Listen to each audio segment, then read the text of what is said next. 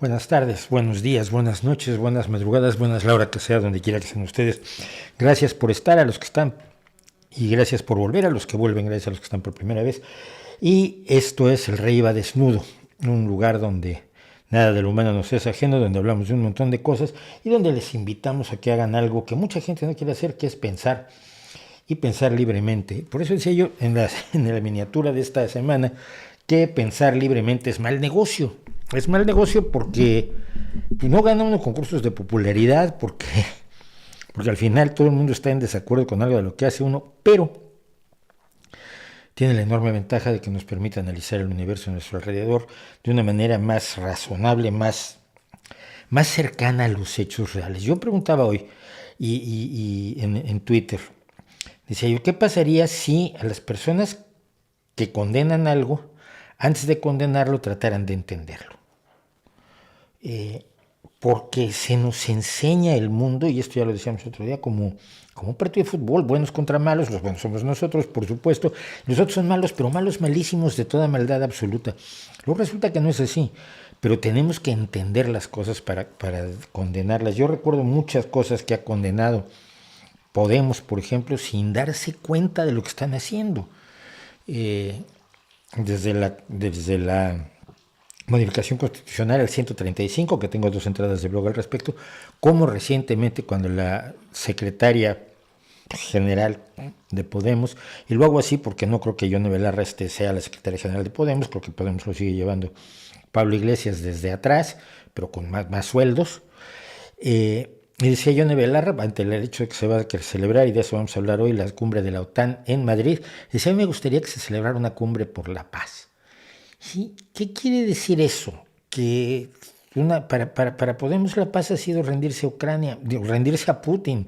Hombre, realicemos una cumbre de cómo debes tomar la soberanía de tu país y entregársela a Putin, porque es tan mono. Ay, Vladimir es tan simpático, tan buena persona, tan buen chico, ayuda a las viejecitas a cruzar la calle y le hace los recados a mamá. Si nos negamos a conocer y analizar la realidad y ver lo que no nos gusta de la realidad porque puede estar allí, pues lo que hacemos es condenarla y jugar a los buenos y los malos y jugar a la polarización y todo eso que finalmente no sirve para nada. Pensar es gratis es este streaming, ya lo saben ustedes, este streaming siempre ha sido gratis y lo seguirá siendo mientras exista, pero si nos quieren apoyar ya saben que pueden hacerlo en Patreon con una pequeña donación mensual y en PayPal con una pequeña o gran donación por una sola vez. Les vamos a agradecer que lo hagan. De verdad, necesitamos. Por cierto, tenemos nuevos brazos mágicos sosteniendo el monitor que veo aquí y uno de los micrófonos que veo allá. Y teníamos algo más nuevo. No me acuerdo, pero bueno, teníamos otra cosa nueva que hemos ido adquiriendo, que estamos comprando cosas porque gracias al apoyo de ustedes en Patreon y a lo que nos da a la monetización de YouTube, podemos hacerlo porque este canal vive de eso, el canal, no yo vivo de mi trabajo. Hay gente que cree, te estás haciendo de oro con el canal. No, hombre, ya quisiéramos. Apenas desde hace tiempo alcanza para pagar el alquiler del estudio, pero yo vivo de otra cosa, pero queremos hacer cosas para el estudio y yo me he pasado 12 años metiéndole dinero al estudio y ya me gustaría siquiera dejar de meterle dinero antes de empezar a sacarle dinero. Y hoy venimos con poca preparación, bueno, no con toda la preparación que yo quisiera, por esto que ustedes ya saben, no me da la vida para todas las cosas que tengo que hacer. Esta ha sido una semana de muerte, entre que tuve muchísimo trabajo, entre que el video de esta semana fue extremadamente complicado, el de eugenesia, y no ha tenido la respuesta que yo esperaba, que es que algunas personas defendieran los procesos eugenésicos. Hay mucho eugenicista por allí, mucha gente que cree que debemos mejorar a la especie humana por la vía de la modificación de sus propiedades fisiológicas o genéticas. Están los transhumanistas y están los eugenicistas de muchos tipos que dicen, por ejemplo, que nos están trayendo otras razas a ocupar la nuestra y tenemos que multiplicarnos nosotros, tener muchos hijos porque nuestra raza es la mejor. Claro, entonces llegas y les dices, es que las razas no existen. Y entonces se molestan muchísimo por eso. Se molestan mucho por ese tipo de cosas. Pero antes que otra cosa,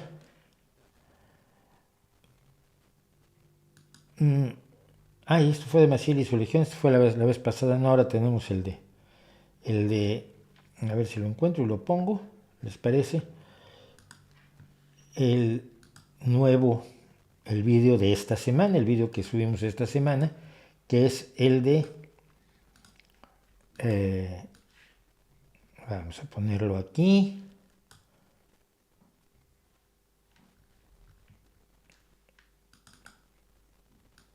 el de eugenesia, que fue lo que hicimos esta semana. Ustedes saben, la eugenesia es la idea de que podemos mejorar a los seres humanos criándolos con selección, con crianza artificial, como se crían animalitos y como se crían al ganado y a las plantas. Obviamente ya hemos descubierto que no funciona, pero mucha gente sigue creyendo en ello. Pero antes de comenzar, para comenzar, quería yo hablar un poco del tema de, Dios, no era este. Qué barbaridad. Perdón. Quería yo hablar de esto. Un doctor estadounidense, casi tenía que ser un médico estadounidense, estuvo vendiendo la hidroxicloroquina como una curación para la COVID-19, para el virus SARS-CoV-2. En una serie de correos electrónicos de masivos, de mercadotecnia masiva, Jennings Ryan Sidney dijo que este medicamento estaba incluido en sus kits de tratamiento para el coronavirus, pese a que el medicamento, primero, estaba siendo cada vez más escaso, y segundo, que se había demostrado que la hidroxicloroquina no sirve para curar ni para prevenir, ni para nada, ni para tratar la COVID-19. Pero como el medicamento empezó a escasear, porque los imbéciles lo empezaron a comprar para usarlo, para defenderse de la hidroxicloroquina, porque claro, para defenderse de la COVID-19, porque tú sabes, un medicamento que no se ha probado para nada, pero que en Facebook ves que alguien lo está usando, está mucha gente más dispuesta a usar ese medicamento que una vacuna que se ha probado en 5,000 millones de seres humanos y que no ha tenido problemas.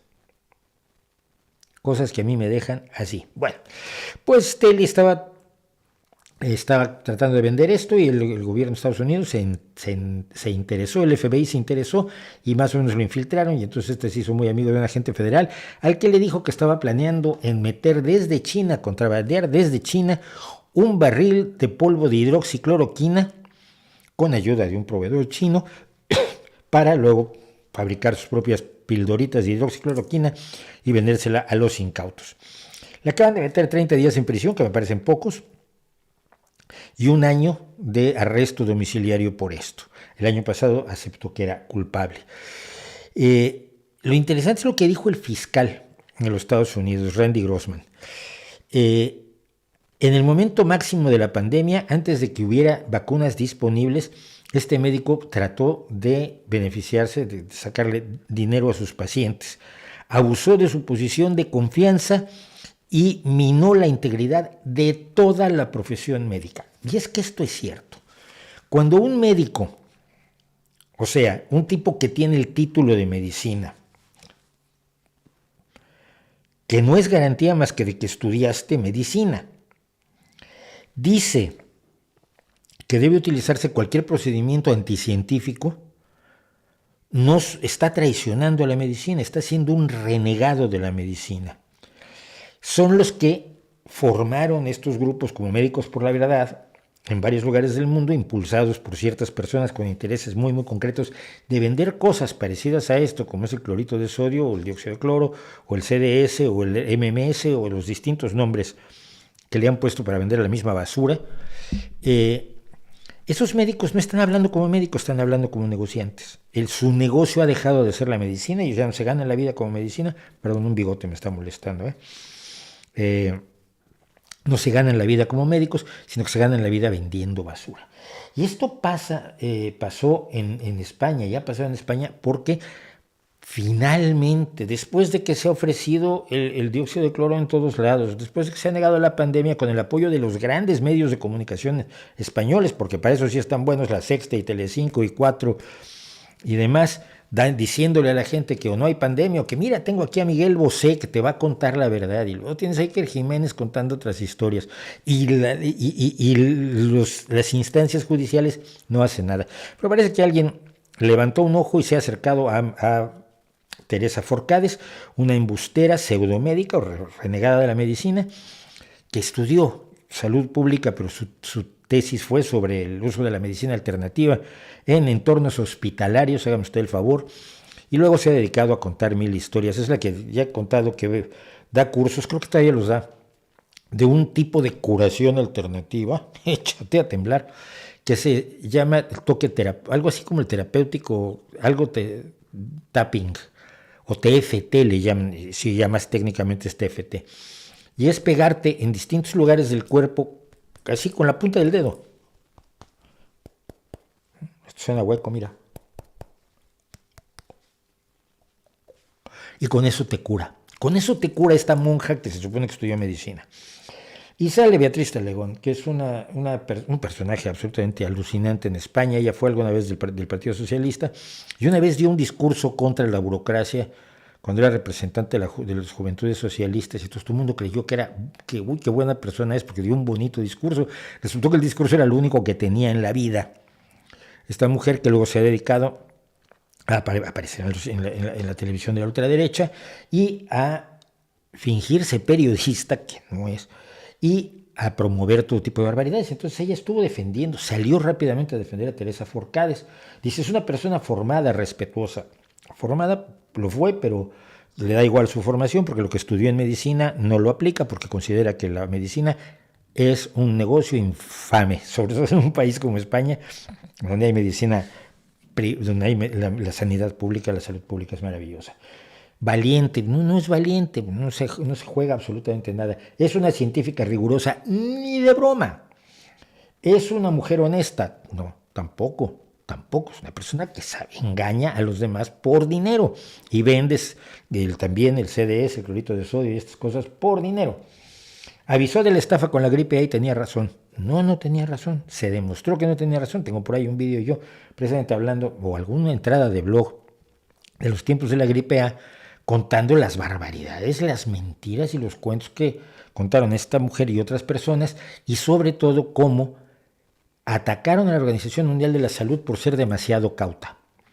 Porque como al final no hubo una pandemia y no se murió muchísima gente, entonces la Organización Mundial de la Salud se equivocó. Esto equivale, poco más o menos, para que nos ubiquemos, si tú llevas un experto en incendios en la casa que estás construyendo y él te dice que tienes que poner aspersores y que tienes que poner tal tipo de alfombras que no se quemen, que sean ignífugas, y tienes que poner un extintor en la cocina y tienes que poner cosas que no se quemen y tienes que tener cuidado, y si pones cosas de madera tienen que tener un tratamiento. En fin, un experto en incendios te hace todo eso para que si hay un incendio no te quemes. Y 10 años después tú lo demandas porque tu casa no se ha quemado. Eso es más o menos el ataque que ha sufrido la Organización Mundial de la Salud a raíz de la gripe A. Entonces dice, informado de lo que sucedía estos últimos años, no ha informado, y van a por ella con mentiras. No van por ella con mentiras, van para ella con verdades de lo que ella realmente ha dicho. Por supuesto, Beatriz Talegón estuvo en la inauguración de la falsa gala de un pseudo documental. Yo nunca había visto yo que hiciera una gala para un documental de 18 minutos. Pero todos los vendedores de embustes y estafas de España se presentaron en una especie de gala que se hizo para estrenar un pseudo documental que se llama The Big Reset, que es de marzo del 2021. O sea, y se puede encontrar, está en YouTube y está en todos lados. Es un trozo de basura horrible donde muchos pseudomédicos o antimédicos cuentan sus historias y tratan de vender sus materiales. Y Beatriz Talegón estuvo muy seria allí, con los vendedores de miedo, con los embusteros, con los enemigos del conocimiento y de la ciencia. Y yo comenté, nada raro, en la falsa premier de gala del falso documental, con los falsos expertos, estuvo también la conspiranoica Beatriz Talegón. Y por supuesto que los jalea la ultraderechista Cristina Seguí. Cristina Seguí es una mujer, una de las periodistas, comentaristas de derecha más delirantes de este país, que miren que tenemos, sobre todo que desde que Vox les abrió las puertas, tenemos los más locos del mundo, y si no los pueden, están también en YouTube.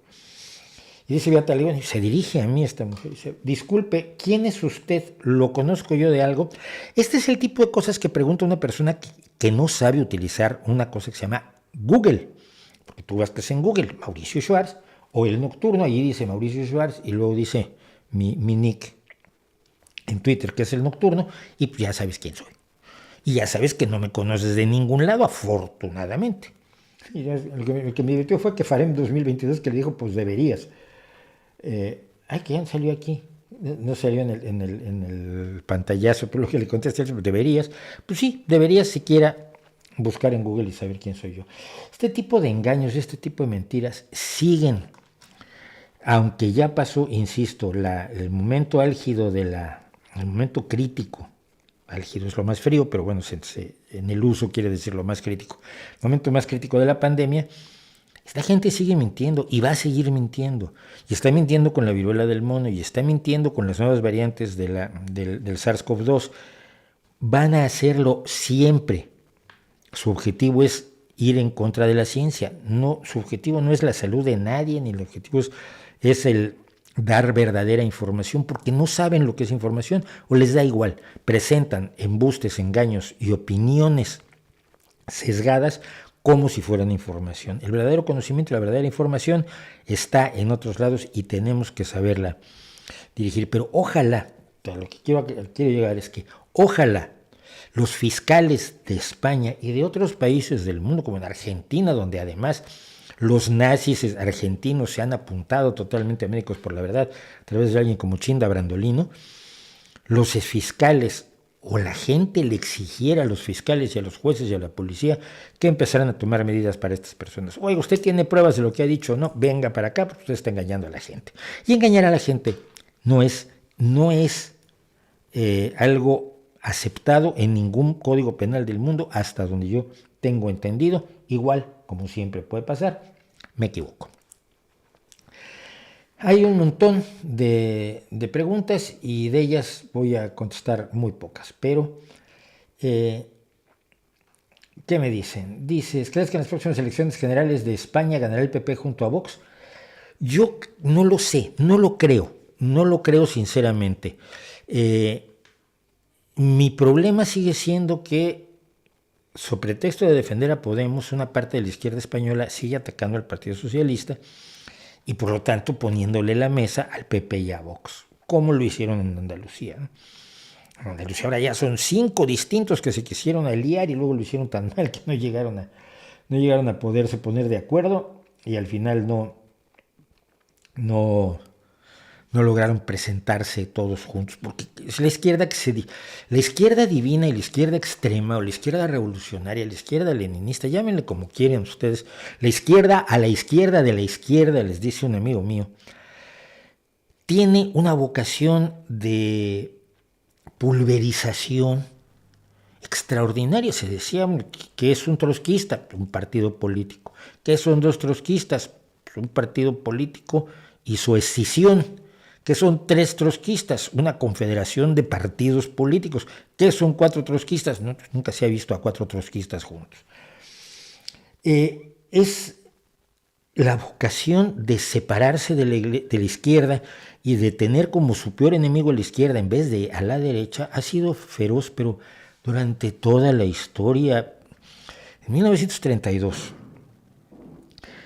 sosteniéndose en la teoría de Stalin de que ya estaba a punto de caer el capitalismo, se estaba derrumbando, estábamos en el tercer periodo del capitalismo, así se llamaba la teoría del tercer periodo, el capitalismo estaba a punto de derrumbarse.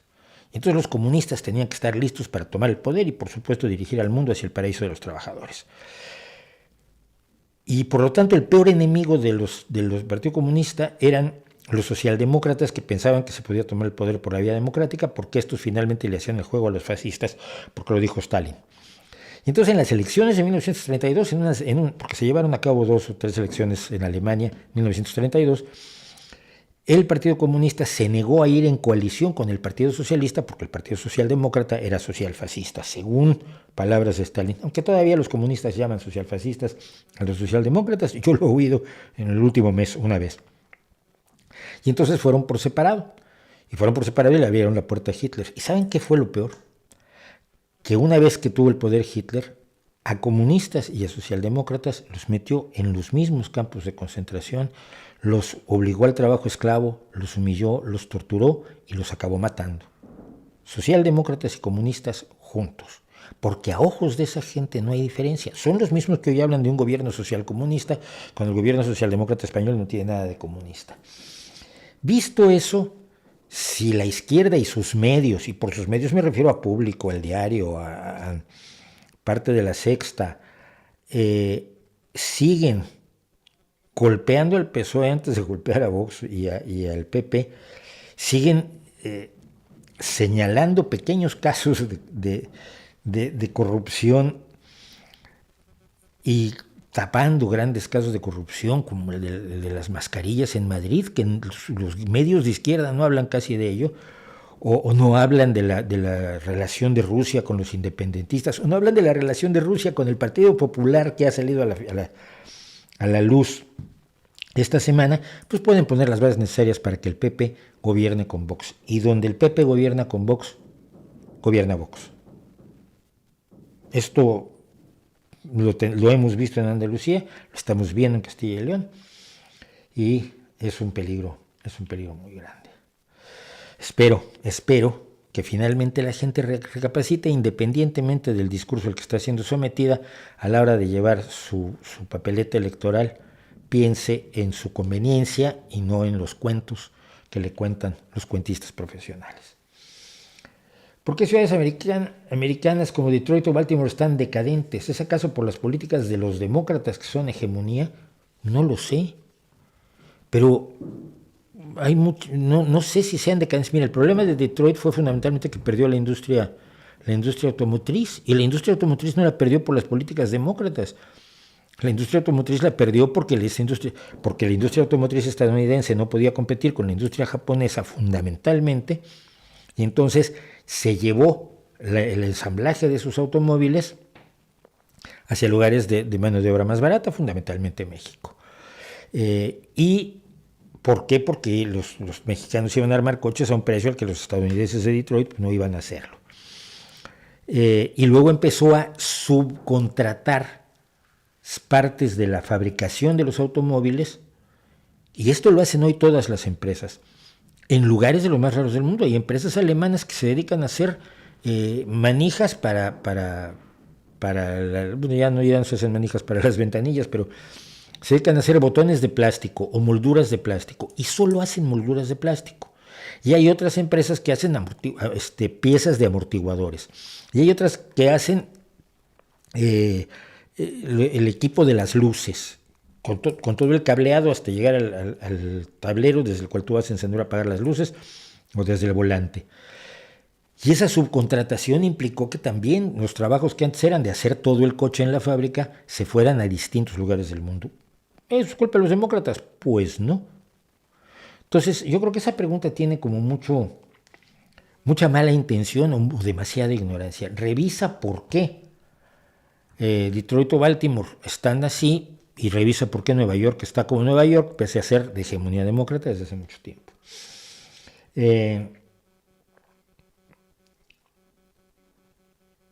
¿Piensas que existe un sesgo ideológico en las escuelas o es puro cuento de la ultraderecha? Es cuento, o sea... Lo que pasa es que si la escuela te cuenta la Revolución Francesa, la derecha va a pensar que está hablando contra ellos.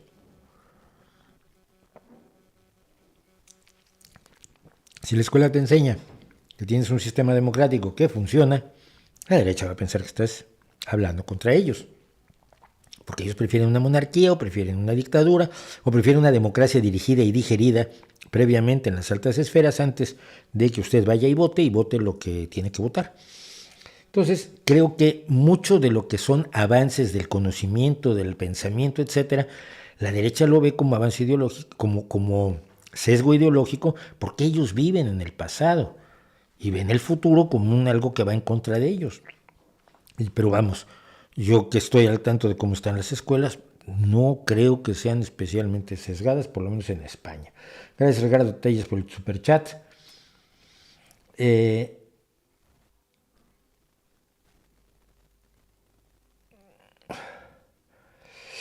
¿Cree que pueblos como el ruso son responsables por las atrocidades cometidas por sus dirigentes? No. No. Y vamos a entrar en eso de una vez. Este es un mito común. El mito de todo pueblo tiene el gobierno que se merece. Lo hemos tocado ya varias veces aquí. Cuando la gente elige a un partido de derecha como Vox, no es que todos los votantes sean nazis. Es que les seduce o les interesa o les representa una parte del discurso. Y hay toda una agenda que o no está especificada, o no está explicitada, o directamente está oculta, que ese partido va a poner en práctica cuando llegue al poder. Y lo mismo, esto pasa con todos los populistas, lo mismo pasa con Podemos. Podemos tiene un discurso exterior que dices tú, mira, yo conozco gente que se enloqueció con Podemos y se podemizó enormemente, porque mucho de lo que decían tenían razón, claro. Oye, la situación es terrible para los jóvenes, sí, hombre, es terrible, y el paro es horroroso, hombre, el paro de juvenil en España es de escándalo, y todo es culpa de los malditos socialistas a los que hay que tirar. Oye, Sí, mira, los socialistas son los malvados, hay que tirar a Zapatero. Tiramos a Zapatero, ponemos a Rajoy, que no resolvió las cosas. Pero es que, claro, ellos jugaban a que no iban a poner a Rajoy, sino a Pablo Iglesias. Hay, sin embargo, toda una agenda de Podemos que está oculta, que está más cerca del leninismo clásico, que está más cerca de las propuestas de la clave del socialismo del siglo XXI. Entonces, no es culpa tuya votar por una esperanza. En México ha pasado, la gente que votó por López Obrador no tiene la culpa de lo que ha hecho López Obrador. Ellos no votaron por eso, no votaron pensando en que iba a pasar eso. Votaron pensando que iba a pasar otra cosa porque estaban hasta el gorro de los gobiernos del PAN y del PRI. Bueno, las cosas salieron mal. No es culpa de la gente. Pero ya que estamos en esto, vamos a hablar de hoy, que es el día 101 de la guerra de 5 días que iba a hacer Vladimir Putin para tomar Ucrania, desnazificarla y recuperarla, porque los ucranianos y los rusos, según la visión de Vladimir Putin, son los mismos y no debería haber esa frontera y deberían ser el mismo pueblo y deberían tener el mismo dirigente, por supuesto, Vladimir Putin, que muy modestamente está dispuesto a ser el presidente de Ucrania. Estuvo dispuesto a ser el presidente de Ucrania, interpósita persona, con Yanukovych, pero con esto que los ucranianos le echaron a Yanukovych, y por eso son nazis, tiene que ser el presidente directamente de ellos. Bueno,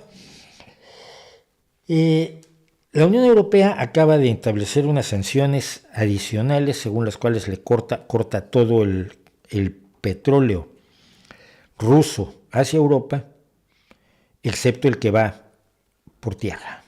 Y esta fue una petición de Hungría y de Orbán, que sigue sin decidirse si está en la Unión Europea o está con Putin, pero que le conviene a Orbán, a la República Checa y a algunos más, porque el petróleo ruso llega por un oleoducto ya existente por tierra. Pero se bloqueó la entrada de petróleo ruso por mar. El problema aquí es que Europa tiene que hacer una serie de sacrificios. Y uno de los sacrificios que están haciendo tremendamente es el precio del combustible. Ayer lo veía, decía 2 euros por litro de combustible de diésel. Esto es un dineral, es muchísimo. Pero creo yo que es un sacrificio que va a ser necesario hacer. Pero por otro lado, las cosas no son tan graves como nos la presentan, que es lo que pasa. Putin te corta. Si la Unión Europea le corta el petróleo, está muy mal. son autodestructivas, dice Putin, y luego le corta el gas y el petróleo a otros países como Finlandia y Suecia, ¿no? ¿No? Entonces eso también será destructivo. Pero las cosas no son tan terribles como se plantean cuando tenemos de inmediato esta otra noticia que no encuentro ahora. Sí. La Organización de Países Exportadores, de Productores y Exportadores de Petróleo aumenta su producción de petróleo en un 50% para el verano. Usted sabe que el combustible se gasta sobre todo en invierno por aquello que hace frío. Invierno en el hemisferio norte, que tiene más gasto de energía para librarse del frío que en el hemisferio sur. La OPEP aumenta su producción. Es que sí hay petróleo. ¿Sabes cuál es el problema? Y esto lo vi yo el otro día en un artículo muy, muy peculiar en Público. Uno de estos chicos muy militantes que tiene Público escribiéndole las cosas, le decía: Europa está tratando con gente muy desagradable para hacerse con el petróleo y sustituir el de Rusia. Y habla de gente muy desagradable, del Emir de Qatar, de los Emiratos Árabes Unidos, de Arabia Saudí, que es aterrador, que sigue teniendo, por cierto, ya no en la cárcel, porque ya cumplió sus 10 años, increíblemente cumplió los 10 años de cárcel Raif Badawi, pero sigue teniendo 10 años de no poder salir de Arabia Saudita para ir a ver a su mujer y a sus 3 hijos a los que hace 10 años no ve. Ya me parece verdaderamente criminal para Raif Badawi y por supuesto para sus hijos, porque todo hijo tiene derecho a tener un padre que los quiera y esté con ellos. Son aterradores. O se lo puedes comprar a Venezuela, que Maduro ha hecho un desastre brutal en Venezuela. Pero la forma en que se cuenta esta historia, lo que nos dicen estos tipos es: tú estás muy mal si le compras petróleo a países cuyos gobiernos, políticas, realidades socioeconómico y políticas son desagradables. Tú estás mal. No debes hacerlo. La pregunta es: ¿tú a quién le... Si mañana te nombramos a ti presidente de gobierno de España, ¿a quién le vas a comprar petróleo? ¿Quién te es simpático? ¿Quién consideras ideológicamente puro como para comprarle petróleo? Porque vamos, esto es... Si yo me pongo a ver a quién le compro la fruta y resulta que todos los fruteros del barrio son de derecha, y alguno es monárquico y alguno vota a Vox. Tuve un vecino que votó a Vox. Bueno. Y porque lo vi que tomó la papeleta, yo no estoy espiando a nadie. Y entonces no le voy a comprar fruta a ninguno de ellos. Y cuando mi hijo me diga quiero plátanos, no, porque son ideológicamente incorrectos. Es que si tratas de ver el mundo así, no vas a comprarle petróleo a nadie, ni manzanas ni plátanos. Son cosas distintas y no las puedes meter en el mismo espacio. ¿Por qué? Además, le estabas comprando petróleo a Putin, que no es precisamente una buena persona, que no es precisamente un gobernante amable, que es un hombre que ha perseguido a los homosexuales, que es un hombre que ha mantenido una situación terrible de pobreza, de falta de desarrollo en Rusia desde que está al frente, que ha hecho 5 guerras.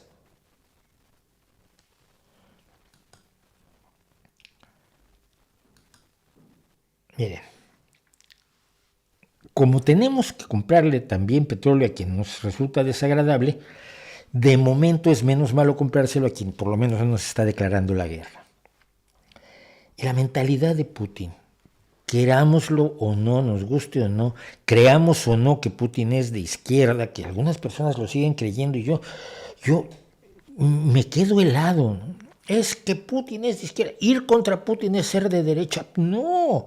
Sí, hombre, ir contra Putin es también ir a favor de la libertad de los rusos, que ya no son soviéticos, de la libertad de los rusos, de que haya democracia, de que no tengas a Putin apuntalando a Lukashenko y a Berdimuhammedov, que ya que me aprendí su nombre, ahora ya no es el presidente, ahora está su hijo. Me tendré que aprender el nombre del hijo, que los nombres en Turkmenistán son potentes. Eh, es libertad para los que tienen tiranos atroces en las antiguas repúblicas soviéticas. Es libertad para los soviéticos, para los rusos, para la gente de Rusia en sí, para los jóvenes, para los homosexuales, para las mujeres que no sean golpeadas. Eso es de izquierda, según yo. Y para eso hay que ir en contra de Putin. Estoy leyendo estos dos libros. El primero es Esto no es propaganda, Aventuras en la guerra contra la realidad, de Peter Pomerantsev, que es un analista de la realidad rusa, y Confesiones de un bot ruso. Dice, me he pasado unos cuantos años insultándote en redes sociales porque alguien me pagaba. Ahora quiero contarte cómo lo haces. Yo hablé con el bot ruso por Twitter. Pero yo dije, este libro igual alguien se lo inventa. Soy un bot ruso y mira cómo se hacen las cosas. Y te vendo una cosa de ficción como si fuera un documental. Entonces apareció. Pues, ¿qué quieres saber? Pues quiero saber qué certeza tengo de que tú fuiste un bot ruso. Entonces me conectó con la gente del Planeta, que hizo toda la investigación para decidir finalmente publicar en uno de los sellos de Planeta este libro. Le pregunté, ¿alguna vez te fuiste contra mí? Y me dice, no recuerdo así de bote pronto, pero es probable que sí. Quedé de hablar con el bot ruso después de que hagamos este libro. Pero vamos, ¿por qué creo que vale la pena comprarle más a Qatar que a... Y es aterrador, es que es aterrador que a Rusia en este momento, en el momento que caiga Putin, por supuesto hay que restablecer, reanudar y consolidar todas las relaciones con Rusia, porque los rusos son gente buena y vamos a llegar a eso en un momento. Pero leyendo, esto no es propaganda de Pomerantsev, es un libro de 2019. Lo que narra aquí, que vamos a ver, es de 2017. En 2017 una periodista se infiltró en la Internet Research Agency. La Internet Research Agency es la famosa granja de trolls de Holguino en San Petersburgo, desde la cual se lleva a cabo la guerra cibernética de Rusia. No se sabe quién es el dueño, es un tipo muy cercano a Putin, es un tipo que hace negocios con Putin, y por lo tanto pues no es nadie que vaya a ir en contra de lo que le da de comer, que es Vladimir Putin. Es la organización que intervino en las elecciones de Estados Unidos en 2016 con acciones concertadas para generar descontento y para lograr que 2 o 3 estados pasaran de ser demócratas a ser a votar a Trump, cosa que conté precisamente en el vídeo que dedicamos a Cambridge Analytica, porque esto se supo en el momento y del gran error de Facebook, que todavía están empezando ahora a hacerse las acciones legales en contra de Mark Zuckerberg por la forma en que facilitó el accionar de Cambridge Analytica y de los trolls rusos que con la información de Cambridge Analytica decidieron, hombre, si tienes una diferencia de 10,000 votos, puedes accionar de manera que 10,000 votos cambien de lugar. Si tienes una diferencia de 2 millones de votos, pues no. Pero se aprovechó el sistema de colegios electorales de Estados Unidos y el hecho de que había estados muy cerca para que por muy pocos votos. Entonces es una campaña enorme, pero no puedes manipular a millones de personas, también lo comentábamos. Pero puedes cambiar de opinión a un grupo muy pequeño. Y en el caso de la elección de Trump, ese grupo muy pequeño fue suficiente para cambiar el resultado. Finalmente el voto popular fue para Clinton, pero Trump resultó ganador por el sistema de colegio electoral. Bueno, entonces esta periodista rusa, se mete a la Internet Research Agency como empleada, como escritora, y crea un personaje rarísimo que era una madame de estas que son psíquicas, que son videntes y que tiran las cartas y ven su bola de cristal y te leen en la carta astral, dicen el horóscopo y tienen visiones. Y se llamaba Cantadora, sí, en español. Estoy leyendo y me encuentro esto que cuenta en 1917 ella. Se nos enviaban documentos en Word que contenían artículos políticos y las conclusiones que teníamos que sacar de ellos, o sea, no fueras tú a tener que pensar. Las conclusiones que teníamos que sacar de ellos. que la Unión Europea es solo un vasallo de los Estados Unidos. Mira, si lo fuera, que esto lo oye uno con mucha frecuencia, si la Unión Europea fuera un vasallo de los Estados Unidos, pues no tienes que andarlo contando con una granja de trolls, sería evidente. Para quienes vivimos en Europa conocemos la complejidad de la Unión Europea y que los países y la Unión persiguen sus propios intereses, sus intereses políticos, sociales, geográficos, de todo tipo, que no forman una unidad absoluta, pero que la Unión Europea, además, como Unión Europea defiende sus propios intereses, sabemos que no es cierto, pero necesitas estarlo diciendo constantemente y para eso tienes una granja de trolls. Entonces, que la Unión Europea es solo una vasalla de los Estados Unidos, o que Ucrania, que Rusia había invadido, la invasión de Rusia fue la toma de Crimea y la invasión en el Donbass, donde están siendo los combates más fuertes actualmente, la invasión que hizo en el Donbass pagando a milicias prorrusas para que se mantuvieran levantadas en armas. Y allí cuando se habla de atrocidades hay que recordar que las atrocidades han sido de los dos lados, pero los investigadores internacionales no han validado la historia de las terribles atrocidades de genocidio por parte del gobierno ucraniano. Sí, fuerzas militares ucranianas han cometido atrocidades y fuerzas militares prorrusas o rusas disfrazadas de prorrusos ucranianos también las han cometido, y así lo han documentado Human Rights Watch, Amnistía Internacional y los que realmente se dedican a esto y saben cómo es, porque han ido sus expertos a multitud de escenarios de guerra a ver si hay atrocidades, genocidios, crímenes de guerra y de qué nivel son. Es gente a la que no puedes engañar como engañas a cualquiera que solo se relacione con el mundo a través de Twitter y de Facebook, ¿de acuerdo? De acuerdo. Que Ucrania, que Rusia había invadido, estaba siendo gobernada por fascistas. Los redactores tenían que migrar estas conclusiones al blog de Cantadora, de la mujer esta que lo que hacía era decirles a las señoras que su futuro es maravilloso y que se van a sacar la lotería y que no, su marido les quiere mucho y que van a resolver sus problemas económicos y por cierto, Ucrania está llena de nazis. Así escribió Lyudmila, que es el nombre de la mujer que hizo esta investigación. Escribió, por ejemplo, cómo Cantadora tenía una hermana que vivía en Alemania y relató una pesadilla que tuvo relacionada con el odio a Rusia. Lo que no sabe uno ya es si esto se lo creen o no se lo creen la dirigencia rusa y sobre todo Putin.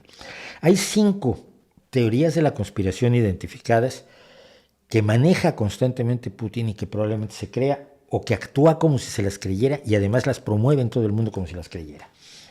Que el movimiento de lesbianas, gays, transexuales, bisexuales, etcétera, etcétera, todo la ristra, es un complot mundial en contra de Rusia.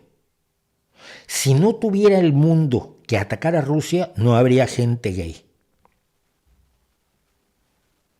Y esto al parecer lo cree la cabeza de Putin. Que Occidente quiere romper Rusia territorialmente, dividirla en varios países, cosa de la que no hay ningún indicio. Ni creo que convenga, es mejor tener una Rusia unida, aun si tú pudieras decidir sobre ello. Que Ucrania prepara armas biológicas contra Rusia, y esto que se estaba ya diciendo en 2017-2018 se vio fortalecido porque hay laboratorios biológicos en Ucrania. ¿Ustedes creen esto? Laboratorios biológicos. ¿A quién se le ocurre tener laboratorios de investigación biológica? ¿Qué grupo internacional, qué país que ustedes conozcan tiene investigadores en biología y centros de investigación en biología? Solo los que hacen armas, ¿no? Como España o Portugal o Alemania o Francia No, la biología sirve para muchas cosas y no solo para hacer armas. Pero si hay un laboratorio biológico en Ucrania y tú has estado contando la historia de que Ucrania está preparando armas biológicas contra Rusia, todo laboratorio biológico será considerado, por supuesto, un laboratorio de armas de bioterrorismo. Y cuidado, las mismas personas que con toda razón dijeron, y dijimos, por cierto, que yo fui uno de ellos, que Saddam Hussein ya no tenía armas de destrucción masiva, que no tenía armas químicas, ni tenía armas biológicas, ni tenía armas atómicas, los mismos que defendieron que Saddam, que era una bestia, no tenía ya esas armas que antes había usado en la guerra contra Irán, no lo olvidemos, había bombardeado con gas sarín una población iraní. Esas mismas personas hoy están absolutamente dispuestas a creer que Ucrania tiene armas biológicas. ¿Por qué? Porque se los ha dicho la propaganda, una propaganda insistente, constante y continua. La OTAN ha convertido a Ucrania en un campo militar. No hay indicaciones de que haya una sola persona de la OTAN en Ucrania. Y finalmente, por supuesto, que toda oposición a Putin es de gente pagada por Occidente, porque si Occidente no les pagara, ellos no estarían oponiéndose al padrecito Putin. Esto es lo que yo creo que se juega en el día 101 de la guerra de 5 días de Putin. Putin debe ser derrotado, porque nos ve a todos los demás como enemigos. A todos. Incluso a los que erróneamente o equivocadamente o tragándose esta propaganda de años y años y años en las redes sociales, años de repetir lo mismo en las redes sociales para hacerlo verdad, como dictaminaba Hitler que había que hacerlo en Mi lucha, no fue Goebbels quien lo dijo, fue Hitler, es un capítulo de Mi lucha, repetir una mentira 1000 veces hasta que se haga verdad, o 100 veces para que se convierta en verdad en la mente de la gente. Ni siquiera esas personas que están apoyando a Putin son vistas como sus amigos. Y por lo tanto, lo que deberíamos de hacer es luchar por derrotar a Vladimir Putin. Hay una cosa más que quería yo que vieran y que me parece especialmente importante. Este es un sitio, es un canal de YouTube que me parece de lo más revelador del mundo. Se llama 1420. No sé por qué se llama 1420. Es relativamente nuevo. Y podría ser propaganda, pero no lo creo, por la cantidad de personas que intervienen en las encuestas que hace. Lo que hace la gente de 1420, concretamente, es salir a las calles y preguntarle a la gente si puede decir la palabra guerra. Muchos dicen sí y otros no se atreven. ¿Tienes amigos o familia en Ucrania? ¿Consideras que este conflicto era necesario? ¿A qué países consideras que son aliados de Rusia? ¿Cuándo va a terminar todo esto? ¿Odias a las personas LGBT? ¿Qué piensan los rusos hoy, 3 meses después del inicio de la guerra? ¿Debemos lanzar armas nucleares en contra de Gran Bretaña? La operación va como la planeó Putin, etcétera, etcétera. Se le hacen preguntas a gente común y corriente. Evidentemente es una población urbana, la gran mayoría jóvenes, por cierto. Me da la impresión de que los mayores muchas veces no quieren responder. Y es una población urbana, parece que esto se lleva a cabo en Moscú. No conozco Moscú, igual me equivoco. Pero este canal es muy revelador, sobre todo para recordarnos que el problema no son los rusos, evidentemente, sino Vladimir Vladimirovich Putin. Creo que es nuestro enemigo, creo que es el enemigo de toda idea de libertad y de toda idea de progreso. Y como soy un hombre de izquierda, creo que es mucho más fácil conseguir el progreso de la izquierda en el mundo en el que estoy viviendo actualmente, de cómo la llevan las personas de izquierda en Rusia, donde pueden ser asesinadas con bastante facilidad. Recordemos que uno de los nuevos platos nacionales de Rusia, junto con ese maravilloso té que hacen en sus samovares y junto con esas maravillosas guisos que salen de las maravillas de Rusia, esa sopa de remolacha que a mí me encanta, el borscht. Está también el té de polonio y cosas por el estilo, donde mueren muchísimos periodistas, mueren muchísimos demócratas, mueren muchísimos progresistas, muere muchísima gente de izquierda por oponerse al señor Putin. Y ahí yo preferiría que perdiera. ¿Usted qué opina? ¿Usted qué opina? Ese era el programa de Nino Canún al que me invitaban a cada rato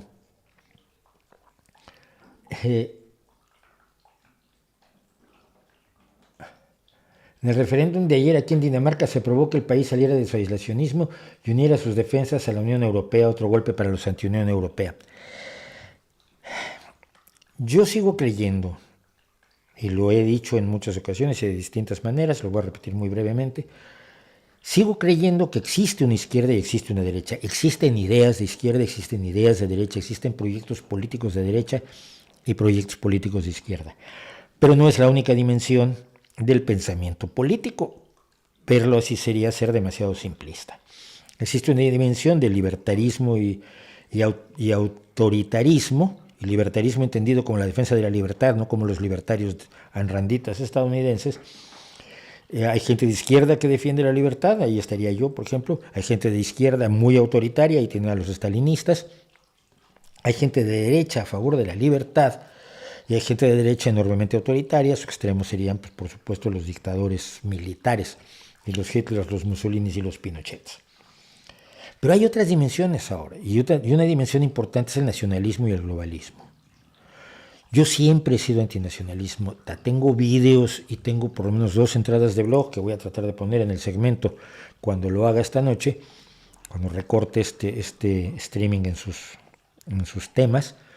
Siempre he estado en contra del nacionalismo. El nacionalismo me parece tóxico, me parece absurdo, me parece una forma de identitarismo peligroso, porque necesita que nosotros seamos más guapos que el de junto, que nosotros valgamos más que el de junto, que nuestro maravilloso y bellísimo país aplaste a aquellos que son unos degenerados, que tienen una historia horrorosa y que todos son personas que tienen creencias asquerosas.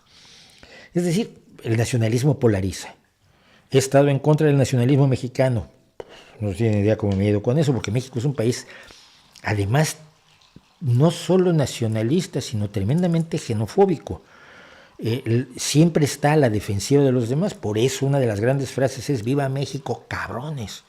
¿Quiénes son los cabrones? Todos los demás, los que están fuera de México, todos están mal. Y están contra nosotros. Así que hay que tener mucho cuidado con ellos. Todos los extranjeros son malos. Esa visión enormemente chauvinista, que es parte del nacionalismo, en México funciona muy bien. En Rusia la está manejando extraordinariamente bien Putin, y la manejan muchos nacionalistas. He estado en contra del nacionalismo catalán. Aquí me han dicho de todo por estar en contra del nacionalismo catalán.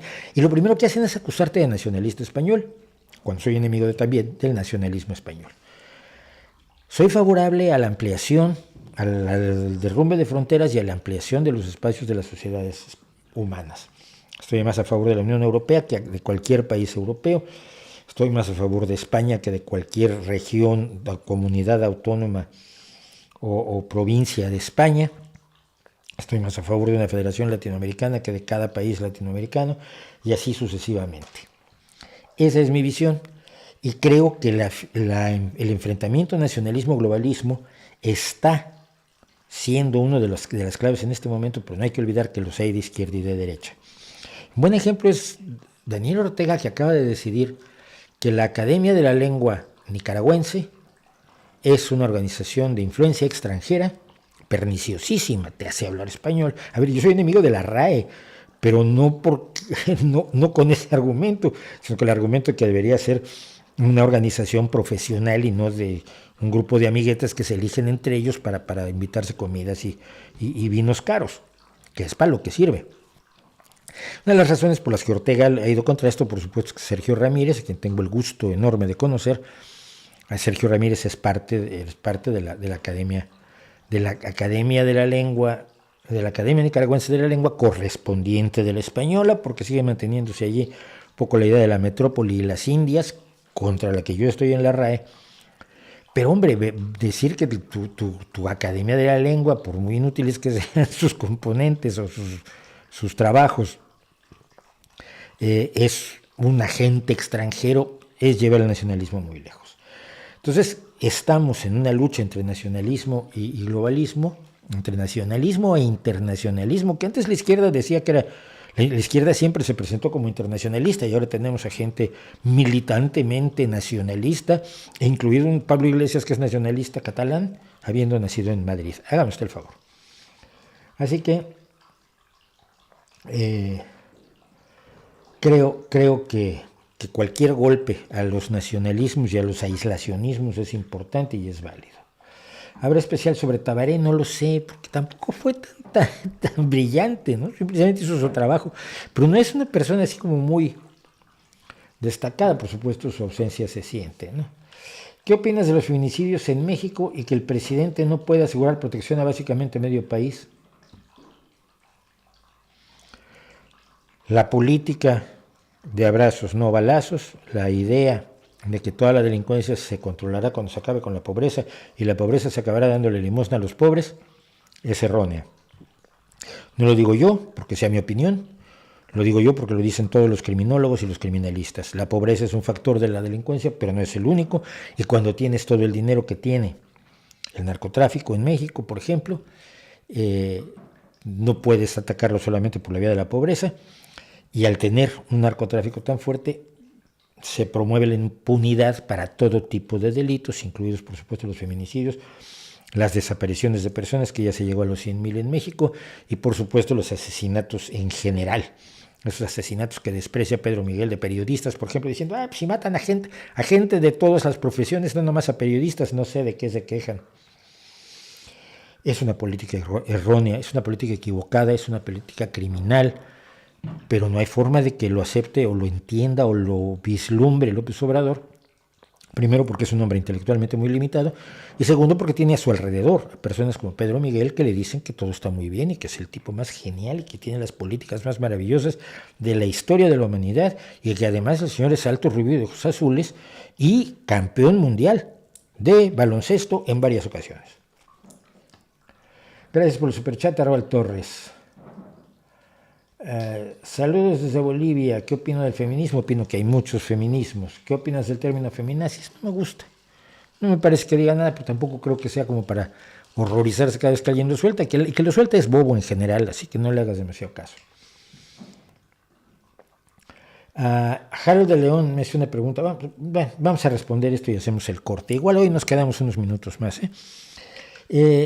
Dice Harold de León Fabián, Napoleón realmente fue hijo de la Revolución Francesa y defendió los ideales de la revolución en Europa y el mundo, como dicen. Sí, Napoleón fue un revolucionario, escribía unos artículos encendidísimos a favor de la revolución. Iturbide fue un independentista que acabó convirtiéndose en emperador en México. Lenin era un revolucionario que acabó convirtiendo en un zar. Es un problema que tenemos con las revoluciones, es ese. Luego por eso algunos somos más propensos al evolucionismo, somos evolucionarios y somos partidarios del reformismo con ideas que se consolidan más en la población que las revoluciones. Pero sí, Napoleón fue un gran revolucionario, fue un defensor de la revolución, fue un escritor a favor de la revolución, hizo discursos maravillosos a favor de la revolución y luego se volvió emperador 2 veces de Francia. Es una cosa alucinante de verdad. Pero sí lo es. Precisamente por eso, y esta anécdota viene mucho al caso, un hombre comprometidísimo con las ideas de la Ilustración y la Revolución fue Ludwig van Beethoven, el maravilloso, grandioso compositor alemán cuya obra se nos olvida a veces que tiene que oírse porque te abre el universo. Y Beethoven es un hombre que está tan comprometido con la revolución que hay una teoría no confirmada, pero que pretende que las 4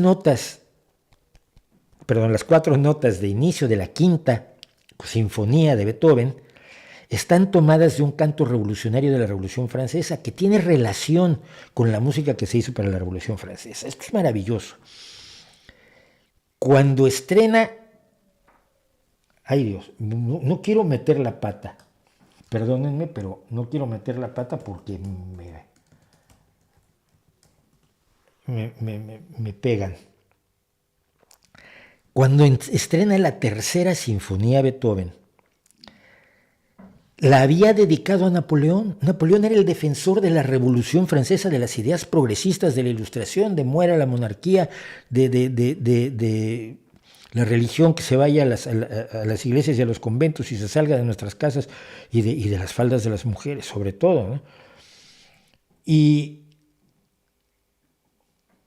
con la tercera, además, Beethoven revoluciona en gran medida la música. La oyeron, todos dijeron, ¿y esto qué es?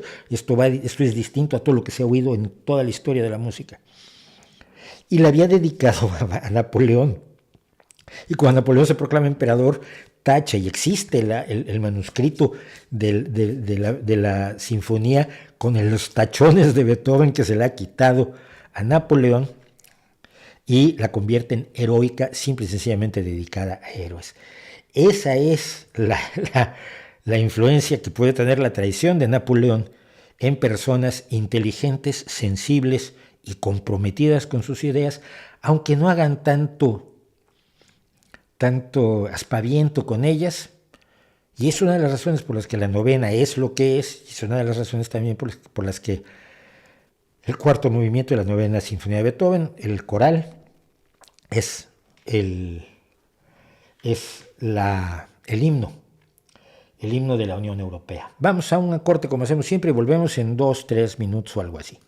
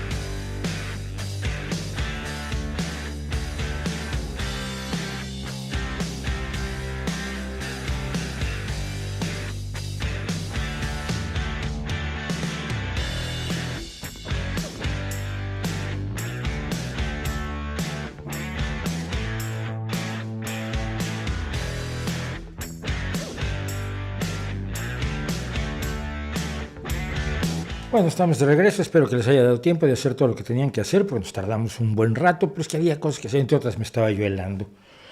Tengo frío, tengo mucho frío, este estudio sigue siendo frío y además tiene humedad.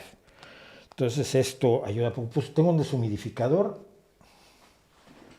según él en este momento tengo un 86%, que para los aparatos electrónicos es la muerte, deberíamos estar en 60% de humedad relativa aquí adentro y no lo estamos y eso está muy mal. Bueno, vamos a ver rápidamente cositas que nos han contado ustedes.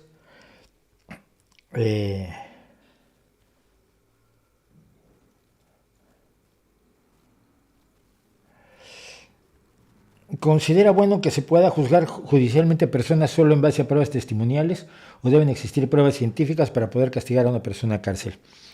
Las pruebas que tenemos, los datos que existen, son que las pruebas testimoniales, sobre todo en condiciones de gran tensión, de gran confusión, tienen poco valor.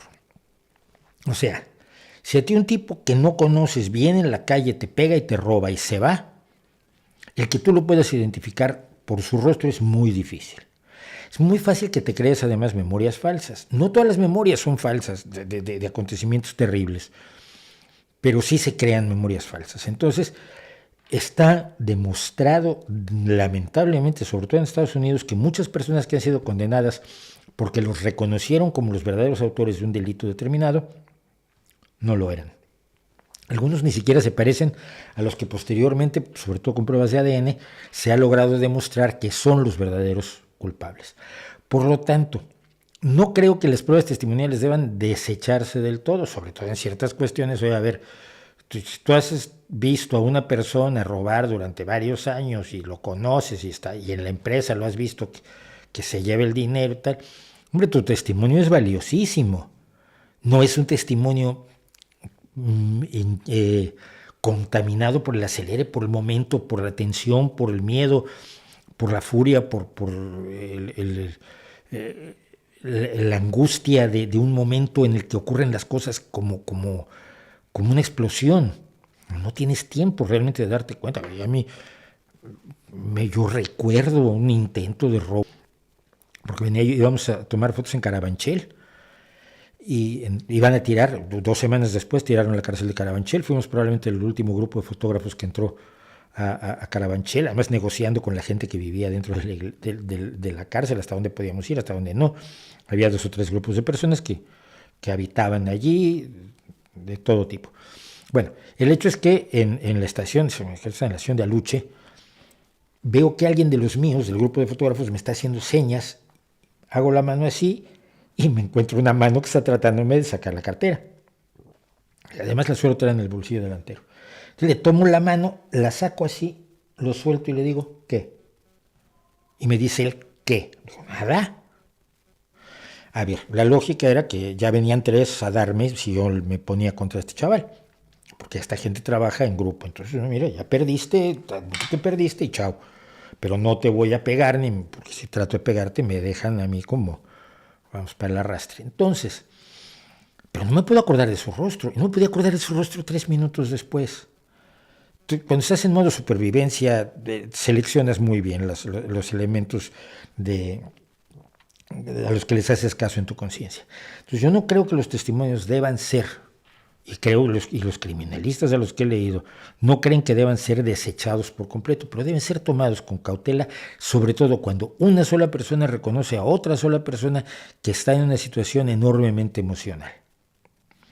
Eso es terrible. Entonces siempre es preferible, por supuesto, tener pruebas científicas, pruebas sólidas, que es lo que ha hecho la criminalística a partir de la segunda mitad del siglo XIX. Toda la forma de perseguir a los delincuentes cambió radicalmente con el uso de conocimientos, algo más allá también de otro elemento que es muy peligroso, que es la confesión. La confesión se llamaba la reina de las pruebas. Y cada vez más estudios nos dicen que tú puedes hacer que una persona confiese a lo que sea, aunque no lo haya hecho.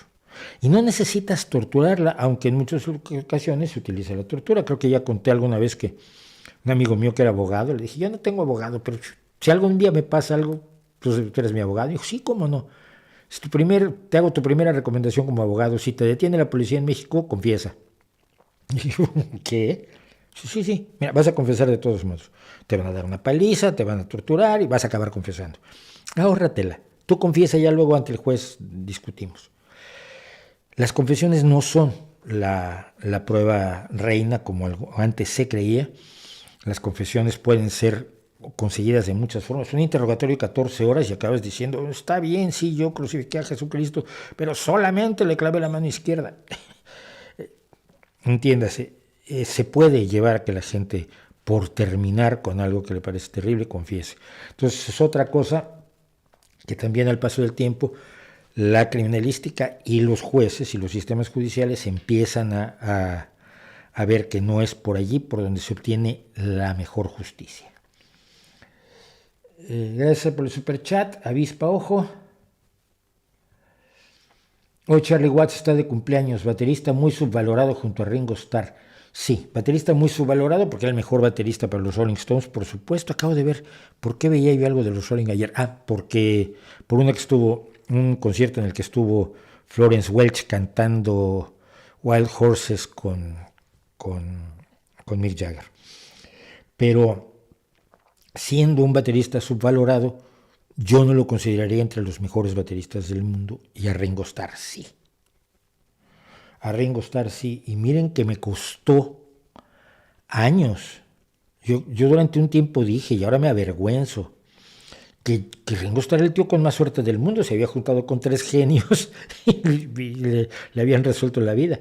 Y no es cierto, es que cuando realmente te concentras en una canción como Something, por ejemplo, en canciones que parece que no tienen mayor chiste y te concentras en lo que hace la batería, es que esto es maravilloso, pero es que esto es una genialidad, pero es que esto tiene un ingenio y una visión de lo que es la canción y de cómo trabajar en la canción absolutamente admirable. Pero bueno, Charlie Watts de todos modos era un grande de los grandes y se le quiere muchísimo.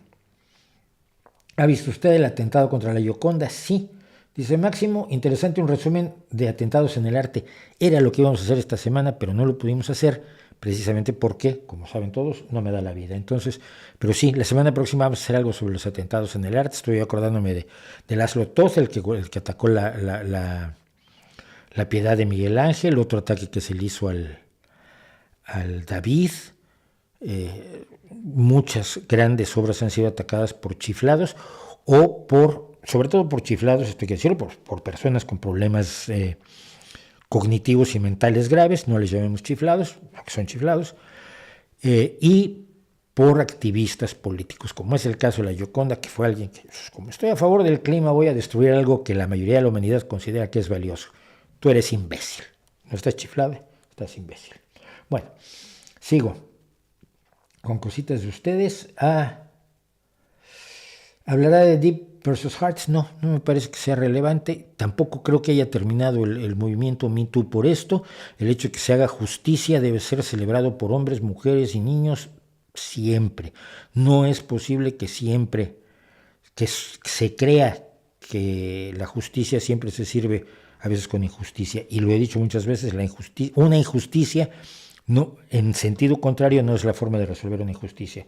Me parece muy bien la resolución del jurado y esto no hace que sean falsas las acusaciones de muchísimas mujeres que han sido acosadas en el mundo en el mundo de los espectáculos y en el mundo de la gente común y corriente, y que han sido objeto de ataques y de acosos sexuales y de proposiciones y de violaciones y de lo más humillante que es decirle, mira, yo te voy a hacer grande a ti si tú accedes a mis deseos. Me parece que eso tienes que estar de veras que no ligar nunca para llegar a eso. Y aún así no es justificable, pero vamos, tienes que estar muy mal para humillar hacia otro ser humano o olvidarte que es un ser humano, y eso sí pasa, y eso sí tenemos que reconocerlo. Entonces, ahí son los espacios donde el feminismo creo que ha hecho una labor excelente, aunque haya excesos y azotes y radicales y chiflaos, como los hay en todos los movimientos sociales. ¿Te gusta Etta James? Me encantaba cómo cantaba Etta James, me encantaba su personalidad en el escenario además. Mauricio, los defensores de las armas en Estados Unidos dicen que la gente debería portarlas porque es una forma de defenderse contra el Estado y porque en los estados donde se regulan es donde más matan. Sí, como Texas, ¿no? No, mira, no. Es una chifladura y vamos a hablar un poco de ese asunto antes de algo más ligero. Eh,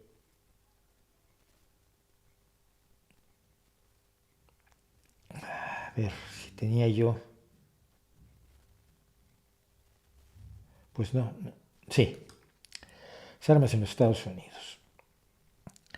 Hoy se están haciendo los funerales de los niños asesinados en Texas o Texas. Hoy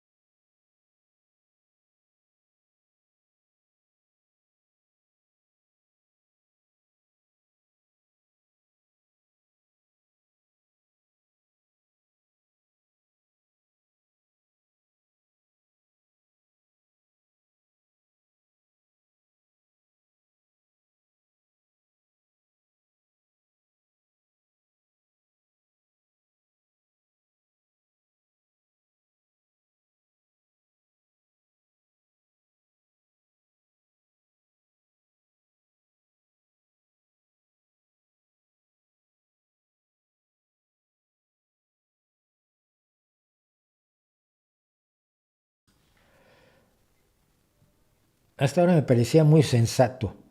Pues no es lógico no comprarle petróleo a Rusia, y si es por guerras, Putin, 5 guerras en 23 años. ¿Cuántos Estados Unidos en 23? En 23, en los últimos 23 años, 2 o 3. No le compres petróleo a Estados Unidos, muy fácil. ¿Qué tiene que ver Estados Unidos? Y este es el juatabautismo que inventó precisamente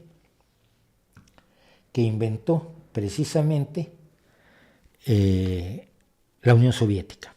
Tú decías en la Unión Soviética, están mandando a la gente a los gulags. Ya, pero Estados Unidos no le da derechos a los negros. Ya es un problema de Estados Unidos, que probablemente debemos hablar sobre él.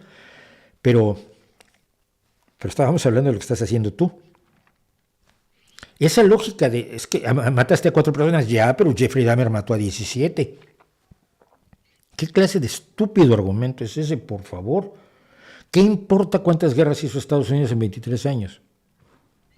La razón para no comprarle petróleo a Rusia es impedir que se apodere de Ucrania, es hacer que la gente en Rusia sienta que hay consecuencias por lo que está haciendo su líder, y si no quieren esas consecuencias, que cambien de líder. Porque lo que está haciendo su líder es una agresión imperialista brutal. Pero Estados Unidos ha cometido muchas otras agresiones imperialistas, ya, y también he estado en contra de ellas. Así que no me digas tonterías, ¿vale? Porque yo salí a la calle cuando se invadió Irak.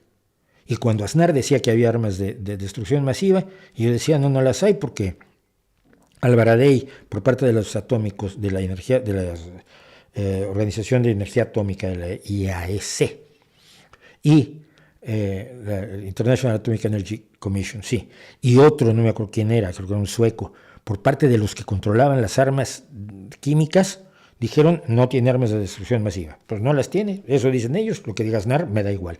Yo salí a la calle contra las agresiones imperialistas de Estados Unidos y salgo contra las de Rusia. Tú sales contra las de Estados Unidos y no contra las de Rusia. ¿Con qué cara me vienes a dar lecciones tú? Anda, por favor. Así que si no te parece sensato el estar en contra de todas las agresiones, puertaca. No creo que... Hay 224 personas viéndome. 223 rápido, vete. ¿Qué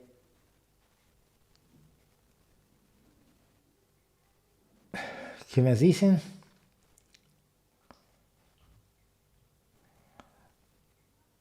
Obviamente la Unión Europea es un servil esclavo de Estados Unidos. Sí, claro que sí, hombre, tú lo sabes perfectamente por qué.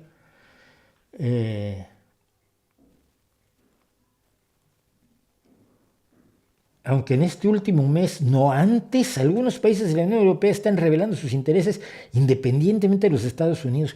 ¿En qué país europeo vives tú, hijo mío? Porque aquí hemos entrevistado a parlamentarios europeos y vamos a volver a entrevistar a parlamentarios europeos por el tema de Ucrania. ¿Dónde vives tú para hablar así? Europa ha defendido sus intereses siempre, y los países europeos han defendido sus intereses siempre. Cuando les conviene están con Estados Unidos, cuando no les conviene, cuando llega Trump y les dice, pues yo me voy a ir de la OTAN, vete, nosotros seguimos, porque nos conviene para defendernos de un ataque. Y a ver si nos da tiempo de hablar de la OTAN hoy. Putin no le ha hecho nada a México, no. Estados Unidos tampoco afectó a México cuando invadió Irak, ¿verdad? De hecho, no ha invadido México nunca Estados Unidos. Cuando entró la expedición punitiva fue con permiso de Carranza. Eso no cuenta como invasión. Estados Unidos nunca ha invadido a México, entonces no hay que ponerse en contra de las invasiones de Estados Unidos. De veras, ¿qué clase de propaganda se están tragando para cancelar su capacidad de pensamiento crítico de manera tan radical? Me asombran.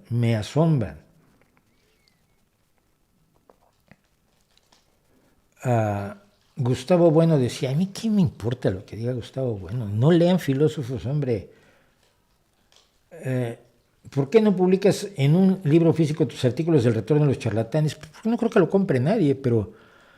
y porque es la labor de hacerlo. Ya hice 3 libros con mis artículos del correo, con mis primeros 100 artículos del correo o algo así. Y bueno, ahí están en Amazon, pero se vende 1 o 2 al mes, ¿no? El esfuerzo es mucho y el beneficio, no para mí, el beneficio para los lectores creo que es poco, ¿no?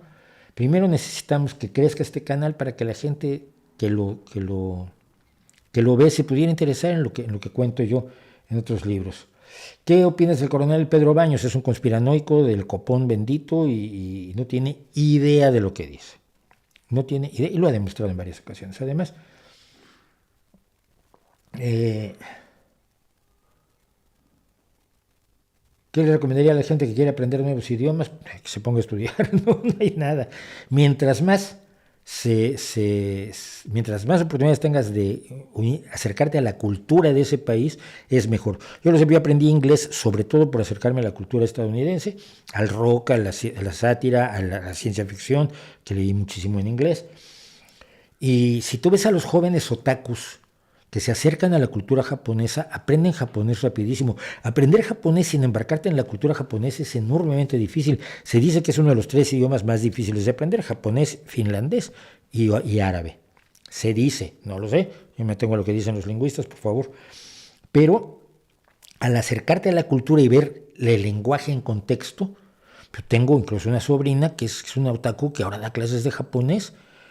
Es probablemente porque la inmersión cultural ayuda mucho al aprendizaje de los idiomas.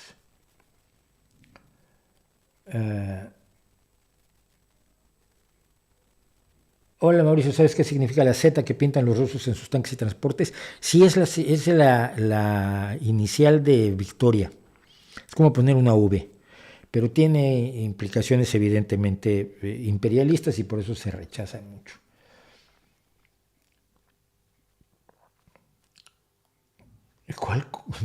¿Cuál considero que es el verdadero legado de Marx? Marx nos ha enseñado que no debemos creer en los filósofos. Marx nos ha enseñado que puedes hacer un proyecto completo de sociedad sin tener idea de cómo funciona la sociedad. Hablar de la historia sin saber lo que es la historia, por ejemplo, en el caso del análisis que hicieron del comunismo primitivo con base simplemente en lo que hacían las naciones iroquesas y pensando que todos los seres humanos primitivos habían actuado como los iroqueses, y embarcar a muchísima gente en una locura sin hacer un experimento, ¿no? O sea, anticientíficamente. Porque un experimento social empieza con un grupo de personas a ver cómo funciona, ¿no? Pero empezar un experimento social con toda la humanidad, pues tiene sus defectos. Charlie Watson no puede compararse con la técnica y definición de Ian Pace, Bonzo Bonham, Clive Burke, Cozy Powell y otros muchos, y no has mencionado a Neil Peart, por supuesto. Bueno, vamos a hacer algo más ligerito, ¿qué les parece? ¿Y si llegan los extraterrestres? Porque últimamente, perdón, tengo aquí los bigotes me están haciendo cosas hoy. Hay gente que está muy preocupada porque hablé mal de Salvador Freixedo. Salvador Freixedo fue un jesuita que se salió o fue echado de los jesuitas, no me acuerdo ahora, no es relevante.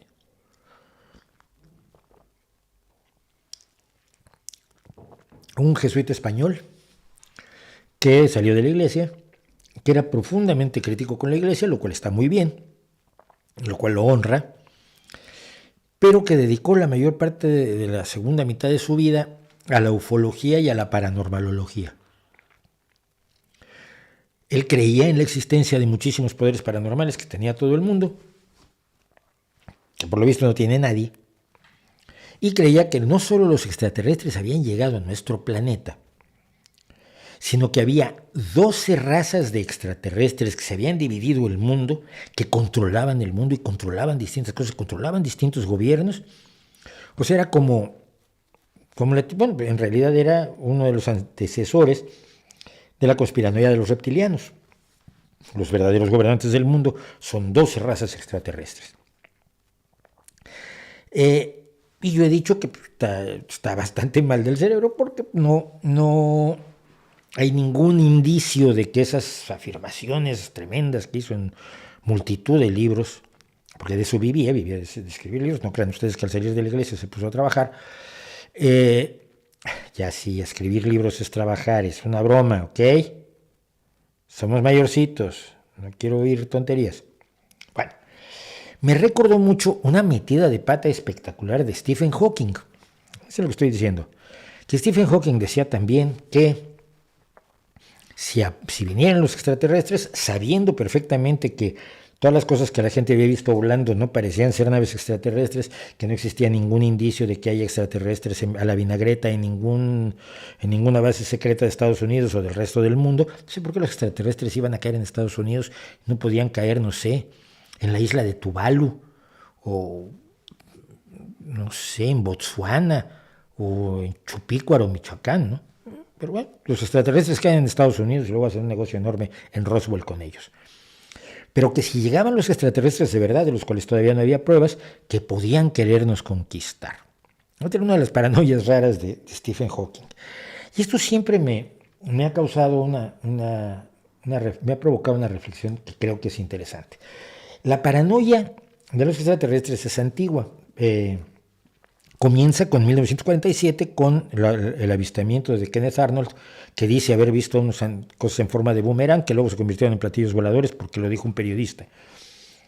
Pero la idea de que los extraterrestres nos vienen a conquistar, el miedo a la conquista que siempre ha tenido el ser humano, ha dominado las creencias extraterrestres. Lo que tenemos arriba a la izquierda aquí es un fotograma de Los asaltantes de cuerpos, The Body Snatchers, la versión original de los años 50, que era la gran película paranoica. Unos extraterrestres en forma de vainas vegetales se desarrollan en los sótanos del pueblo y cuando eclosionan son copias del señor de la casa o de alguien de los de la casa, al que mata, desaparece y sustituye. Y esa persona a la que sustituye, él es distinto, es muy parecido, pero tiene ciertas diferencias inquietantes. Y hay una forma de esquizofrenia que hace, de psicosis, donde la gente cree que los que están con él son distintos, que han sido sustituidos. Y es una vieja historia también del changeling o del niño que las shanas, por ejemplo, en Asturias las shanas te cambiaban a sus hijos por los de ellas, etc. Entonces, es un miedo atávico humano.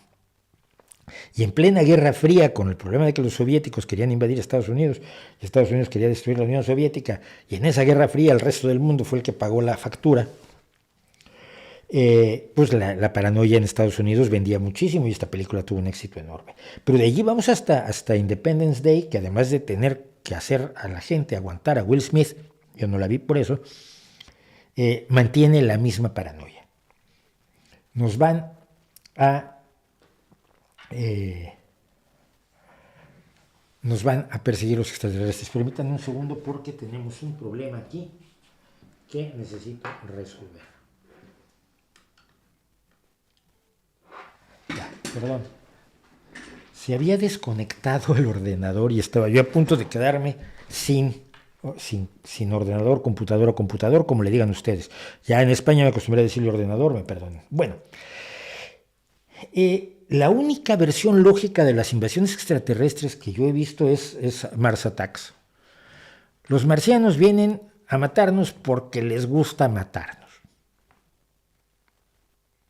Les gusta engañarnos, les gusta pitorrearse de nosotros, les gusta vernos reventar y por eso nos atacan. Es la única visión lógica. Todas las demás no lo son. Vamos a ver por qué.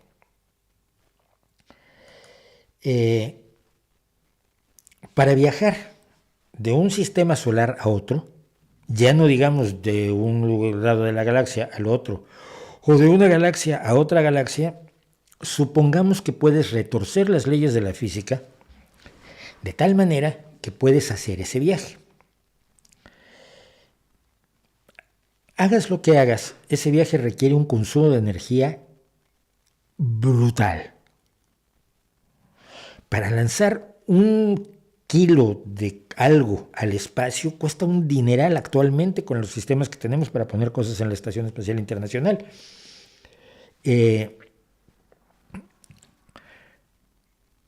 Si tú consigues viajar, hacer un viaje interestelar, es porque tienes una dotación de energía enorme o inagotable. Por ejemplo, si tienes fusión nuclear. ¿Qué pasa si tenemos energía infinita? Porque todos los problemas de la humanidad, la gran mayoría de los problemas de la humanidad, son de energía y de recursos. Cuando tienes energía infinita, los recursos no importan. La energía la conviertes en materia. Con energía puedes hacerlo absolutamente todo.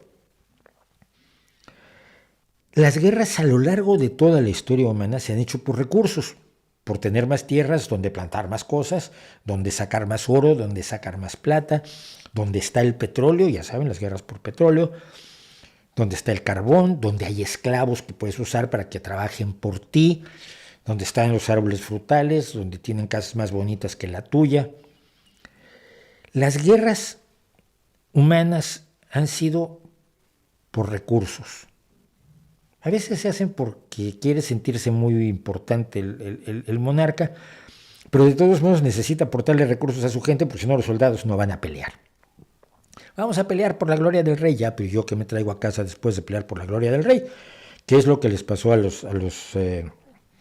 entre otros a los soldados de Alejandro, ¿no? Pues sí, vamos a seguirnos años y años y años conquistando y conquistando, pero yo que mando a casa, ¿no? No había ni postales. Hay que mandar algo a casa, hay que obtener riquezas, y es la razón, por cierto, por la que autoriza Alejandro la destrucción de Persépolis. Bueno, la historia nos muestra, y si no es este caso, vayan ustedes a cualquier caso de la guerra, de la historia de la guerra, y van a encontrar que la guerra es por recursos.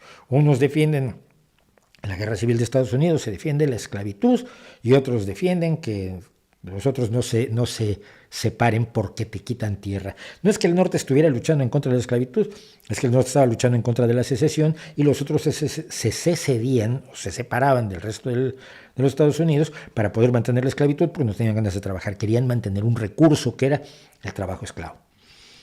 Y sí, todas las guerras son así. Las guerras de independencia no son por los ideales más nobles, sino son por yo quiero ser el que manda en esta tierra y apoderarme de sus recursos, y el que se defiende de la independencia es aquel que tiene los recursos y no quiere que se los quiten. Caso de todas las potencias coloniales con sus independentistas. Si tienes recursos, no haces la guerra. Es decir, muchos economistas, y de esto ya hemos hablado en alguna ocasión, consideran que uno de los motores de la humanidad ha sido precisamente la escasez de recursos. Si no tienes comida suficiente, tu pueblo sufre, te peleas con el de junto, le quitas su comida, sus campos de cultivo, su ganado, y entonces ya le das de comer a los tuyos.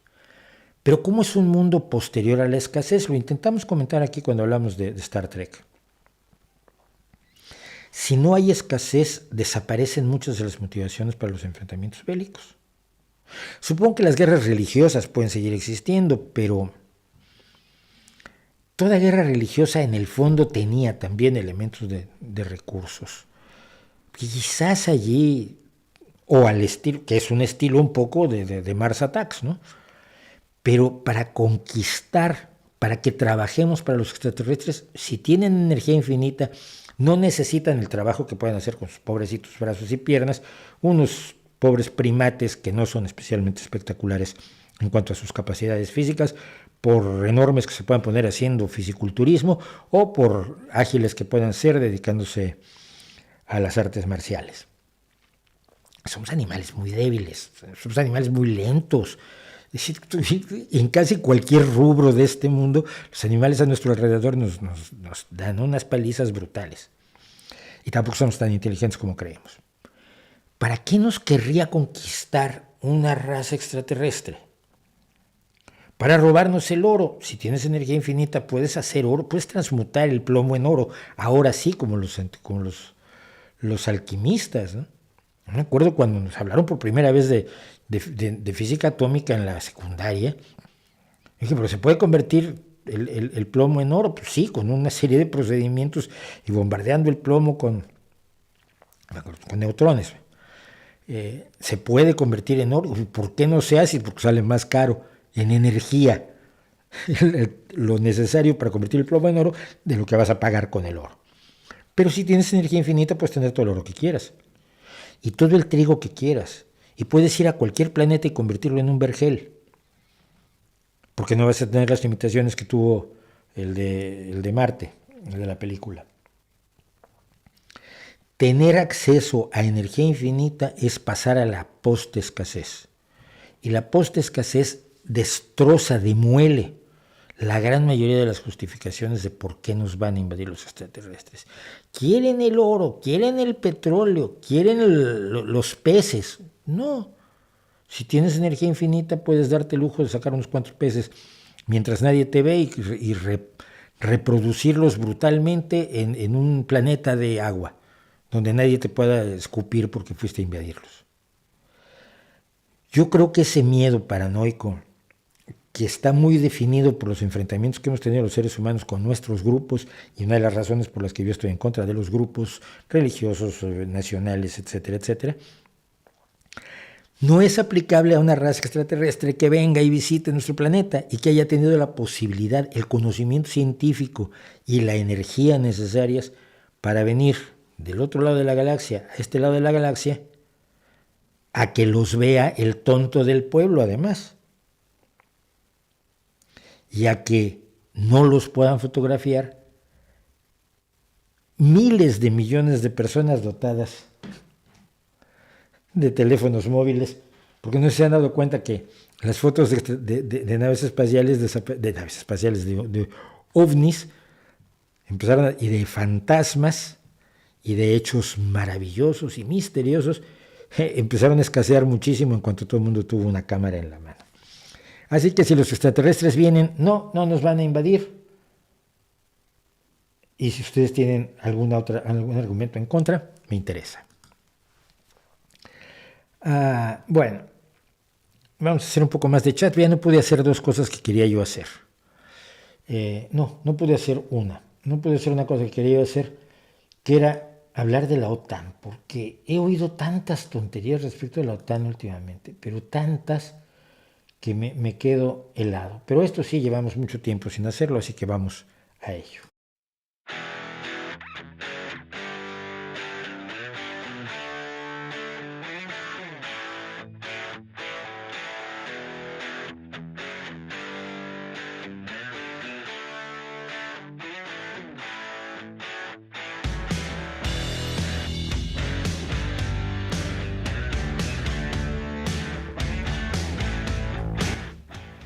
Bueno, el poeta de hoy es don Jorge Guillén, que nació en Valladolid el 18 de enero de 1893 y murió en Málaga el 6 de febrero de 1984. Es perteneciente a la generación del 27, una generación enormemente prolífica en cuanto a poetas y escritores en la España previa a la Guerra Civil Española.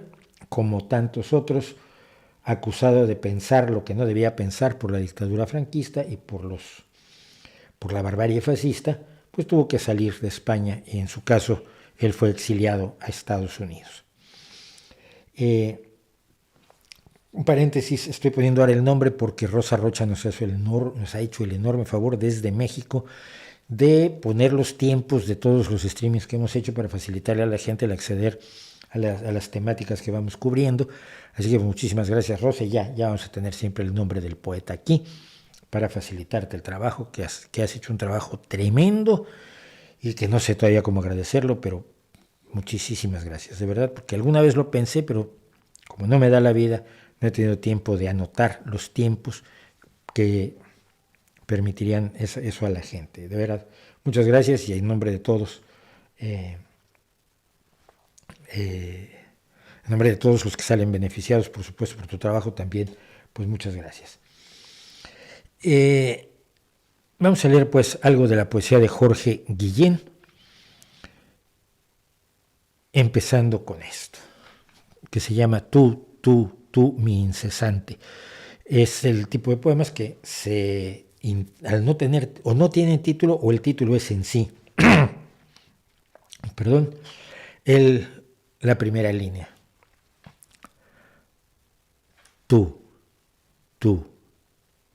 Tú, mi incesante primavera profunda, mi río de verdor agudo y aventura.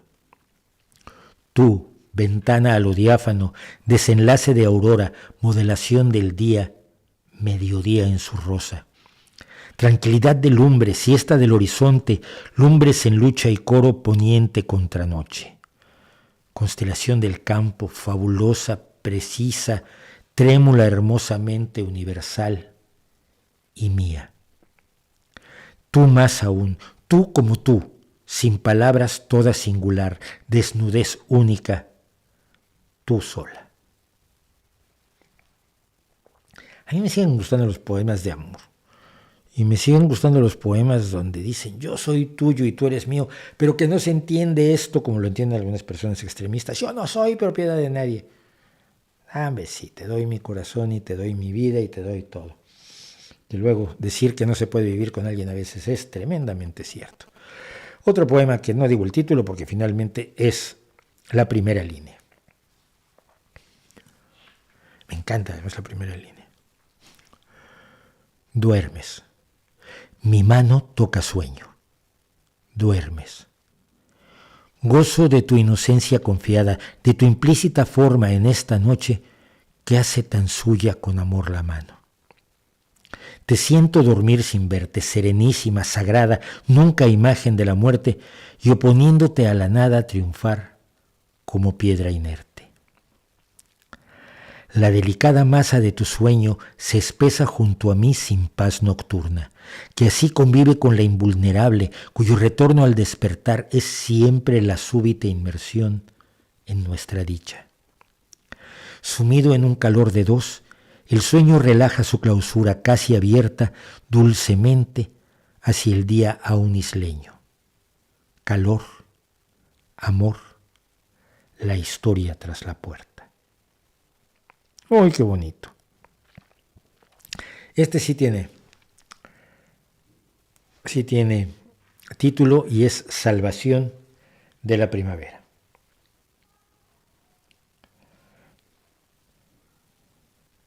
Ajustada a la sola desnudez de tu cuerpo, entre el aire y la luz, eres puro elemento. Eres, y tan desnuda, tan continua, tan simple, que el mundo vuelve a ser fábula irresistible. Mi atención, ampliada, columbra. Por tu carne la atmósfera reúne términos. Hay paisaje. Esos blancos tan rubios que sobre tu tersura la mejor claridad primaveral sitúan. Es tuyo el resplandor de una tarde perpetua. Qué cerrado equilibrio dorado. Qué alameda. Don Jorge Guillén, un hombre claramente enamorado. Muchísimas gracias, como siempre, por la poesía.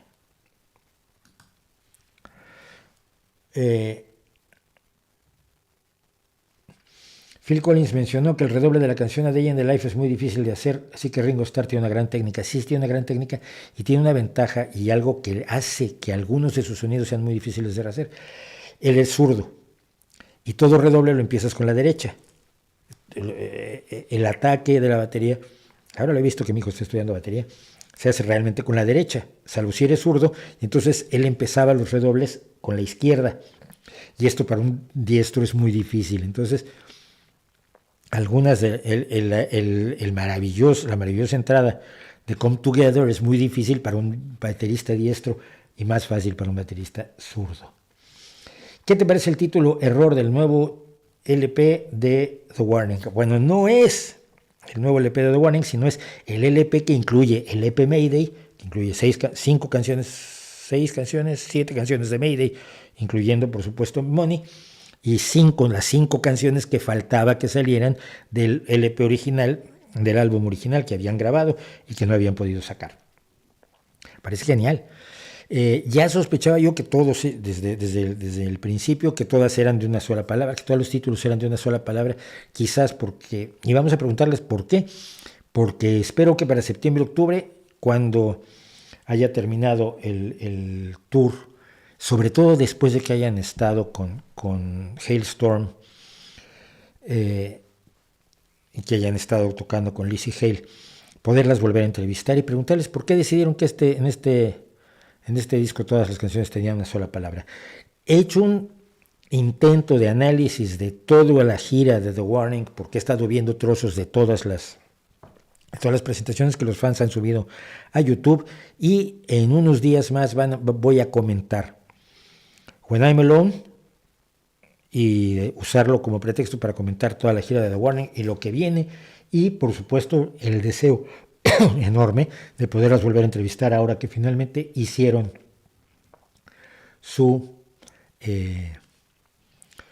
esa gira que tenían que haber hecho en 2021.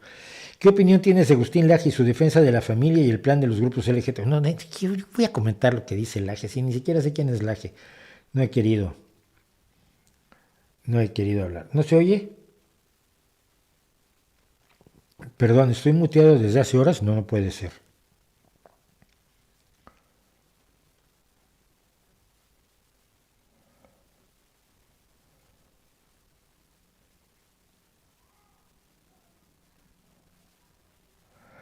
Esto es tremendo. Esto está grabándose, pero no está saliendo.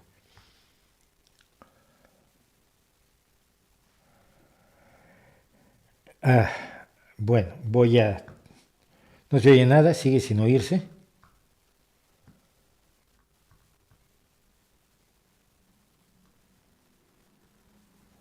Pues es increíble, absolutamente increíble, pero efectivamente parece que no estamos saliendo con el audio. Voy a hacer una observación aquí.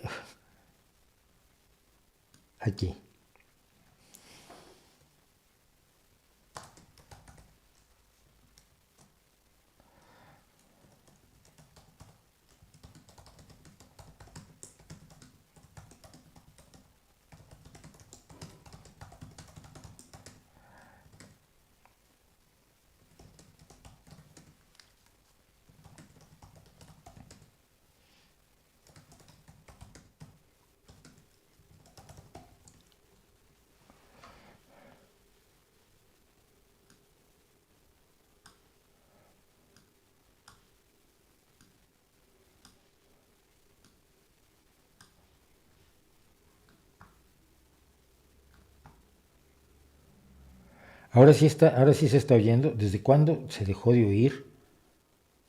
A ver, me voy hasta el final y me dicen sí se está oyendo, ¿no?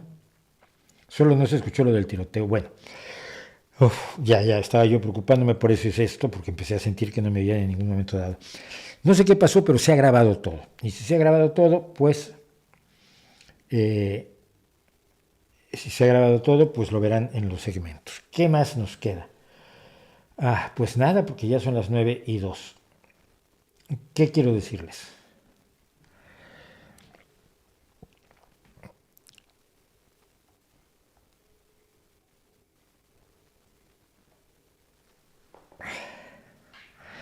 Un detalle sobre el que quiero volver y voy a dedicarle 5 minutos es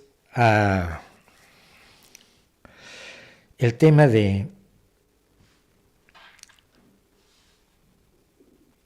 la semana pasada hablé del problema que hubo con la gente a la que le resulta muy fácil condenar sin conocer el contexto el caso del bombardeo atómico a Japón el 6 y el 9 de agosto de 1945.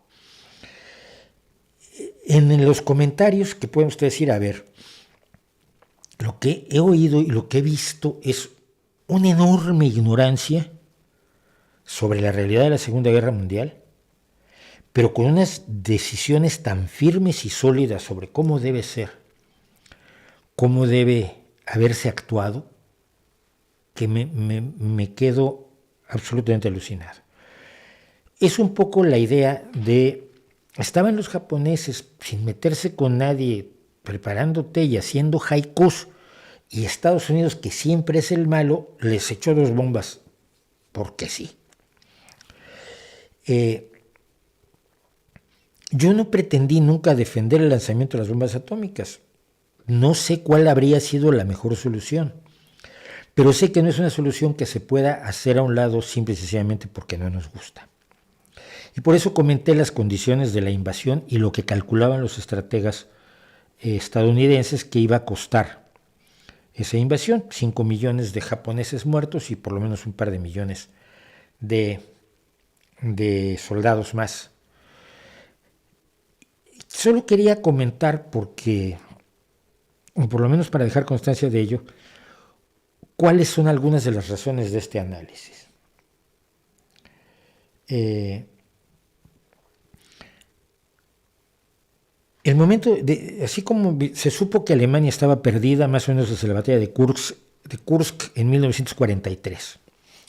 Sin embargo, el hecho de que los aliados supieran que la Alemania estaba perdida y los estrategas alemanes supieran que Alemania estaba perdida, no impidió que Alemania siguiera luchando 2 años, hasta mayo de 1945. El día de su cumpleaños, Hitler le encarga a un grupo de niños, la defensa de Berlín. He comentado en otras ocasiones en algún blog este momento aterrador donde le está poniendo en manos de niños la defensa de qué, si la guerra estaba totalmente perdida, y estaba perdida desde 2 años atrás. Sin embargo, Hitler y su núcleo duro insistieron en seguir combatiendo hasta que Berlín tuvo que ser tomada casa por casa. Las atrocidades que habían cometido los alemanes en su invasión a la Unión Soviética fueron cobradas por los soldados soviéticos, que fueron verdaderamente bestiales en la ocupación alemana. Bestiales. Quizás se puede entender por qué, aunque no se pueda justificar. Y esa es una de las razones por las que los ejércitos aliados no cruzaron el río y participaron en la toma de Berlín. Consideraban que Berlín ya no tenía ningún valor militar y solo tenía valor político, y por lo tanto no convenía que entraran por un lado de Berlín los otros aliados y por este lado los soviéticos, porque según Eisenhower podía haber habido un enfrentamiento entre ambos, lo cual hubiera sido verdaderamente poco conveniente para el esfuerzo compartido de la guerra entre gente tan distinta como los aliados occidentales y Stalin. Bueno, pero los japoneses habían luchado hasta la última persona en Okinawa, que también, para muchos, fue el momento decisivo en el teatro del Pacífico Sur. Pero había un problema con los japoneses, no se rendían. Peleaban hasta el último hombre. De hecho, al parecer, la palabra rendirse como tal no existía en el vocabulario japonés. Los soldados japoneses luchaban hasta la aniquilación absoluta. Cuando capturaban presos estadounidenses, británicos, chinos, principalmente chinos, porque China fue la que llevó la mayor carga de la guerra en el Pacífico Sur, consideraban que eran personas sin honor porque se habían entregado en vez de luchar hasta morir, y por lo tanto no tenían problema en torturarlos hasta matarlos. Cuando se terminó la guerra, Japón casi no devolvió presos de guerra porque, pese a los acuerdos internacionales, no había respetado la vida de los prisioneros de guerra, sino que los había asesinado.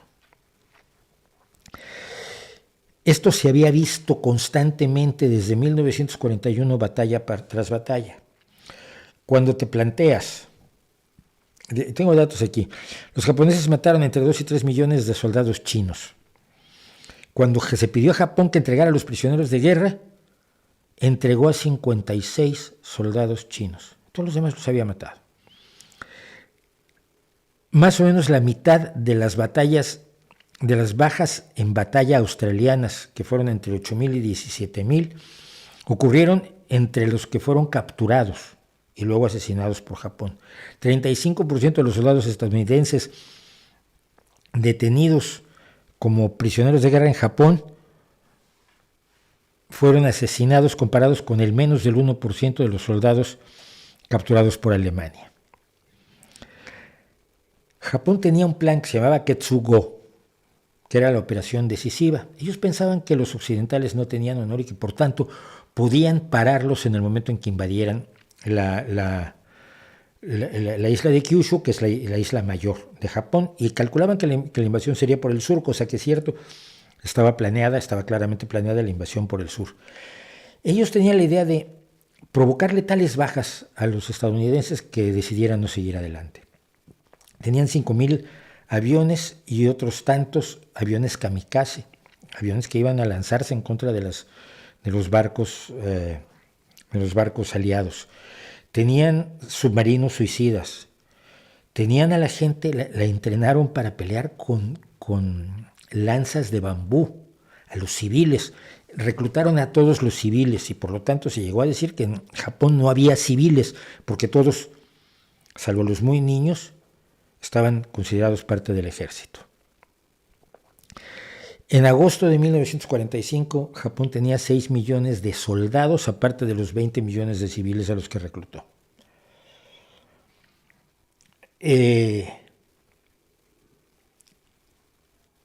Estas son las razones, a lo mejor se equivocaron, insisto, de los estrategas para optar por lanzar la bomba atómica que Truman originalmente tampoco quería lanzar, y que Truman en varias ocasiones se lamentó de haber hecho el ataque atómico a Japón. Pero se calculó que si se hacía además, como muchos han propuesto, en un lugar despoblado, no iba a tener ningún efecto. Si se lanzaba la bomba en un lugar despoblado como una muestra de fuerza. Cuando se lanza la bomba del 6 de agosto en Hiroshima, los altos mandos japoneses se negaron a rendirse. Aducían que Estados Unidos solo podía tener una de esas bombas con las que habían amenazado, porque con esa bomba ya habían amenazado con una destrucción como no se había visto en la historia humana en la conferencia de Potsdam, cuando se lanzó el ultimátum de Potsdam, diciendo, a ver, Japón, estás perdido, ríndete. Japón se negó a rendirse. No fue sino hasta la segunda bomba y la invasión rusa en Manchuria, cuando finalmente el 15 de agosto, los japoneses se rinden. Con toda esta información, no resulta tan fácil simplemente condenar el uso de bombas atómicas. Que fue aterrador, sí. Que murieron 200,000 personas, por supuesto que eso es aterrador. Por supuesto que nadie querría que murieran 200,000 personas, aunque fueran fieles al emperador japonés y copartícipes y defensoras de la barbarie que había cometido el ejército japonés desde el inicio de la guerra en 1937, cuando ataca China. Pero hay que estar informados de todo esto para darnos una idea de la complejidad del asunto. No para decidir, como han hecho muchos militantemente, estuvo mal. ¿Cómo sabes que estuvo mal? ¿Por qué estuvo mal? ¿En qué te basas? ¿Cuáles son los elementos? Si era una situación tan enormemente compleja. Si tú eres el general y dices, estos que mueren hasta el último hombre y matan a cualquiera, voy a mandar a mis soldados a que entren a invadir su isla, no hay una forma que pueda evitarlo, porque como general los primeros que me preocupan son mis soldados. Cosas muy difíciles. La gente toma decisiones bajo esas condiciones difíciles y por lo tanto es tremendamente arrogante el criticar las decisiones que se tomaron en ese momento con datos, con información y con puntos de vista que se tienen casi 70 años después. Con eso termino. Hoy me he ido largo, pero espero que sirva de algo y que ustedes estén de acuerdo en que a veces alargarse está bien. Por mi parte, muchísimas gracias por acompañarme, muchísimas gracias a los 246 que aún siguen con nosotros hasta el último momento. Ustedes son unos héroes de los streamings. Yo me voy, regreso el miércoles con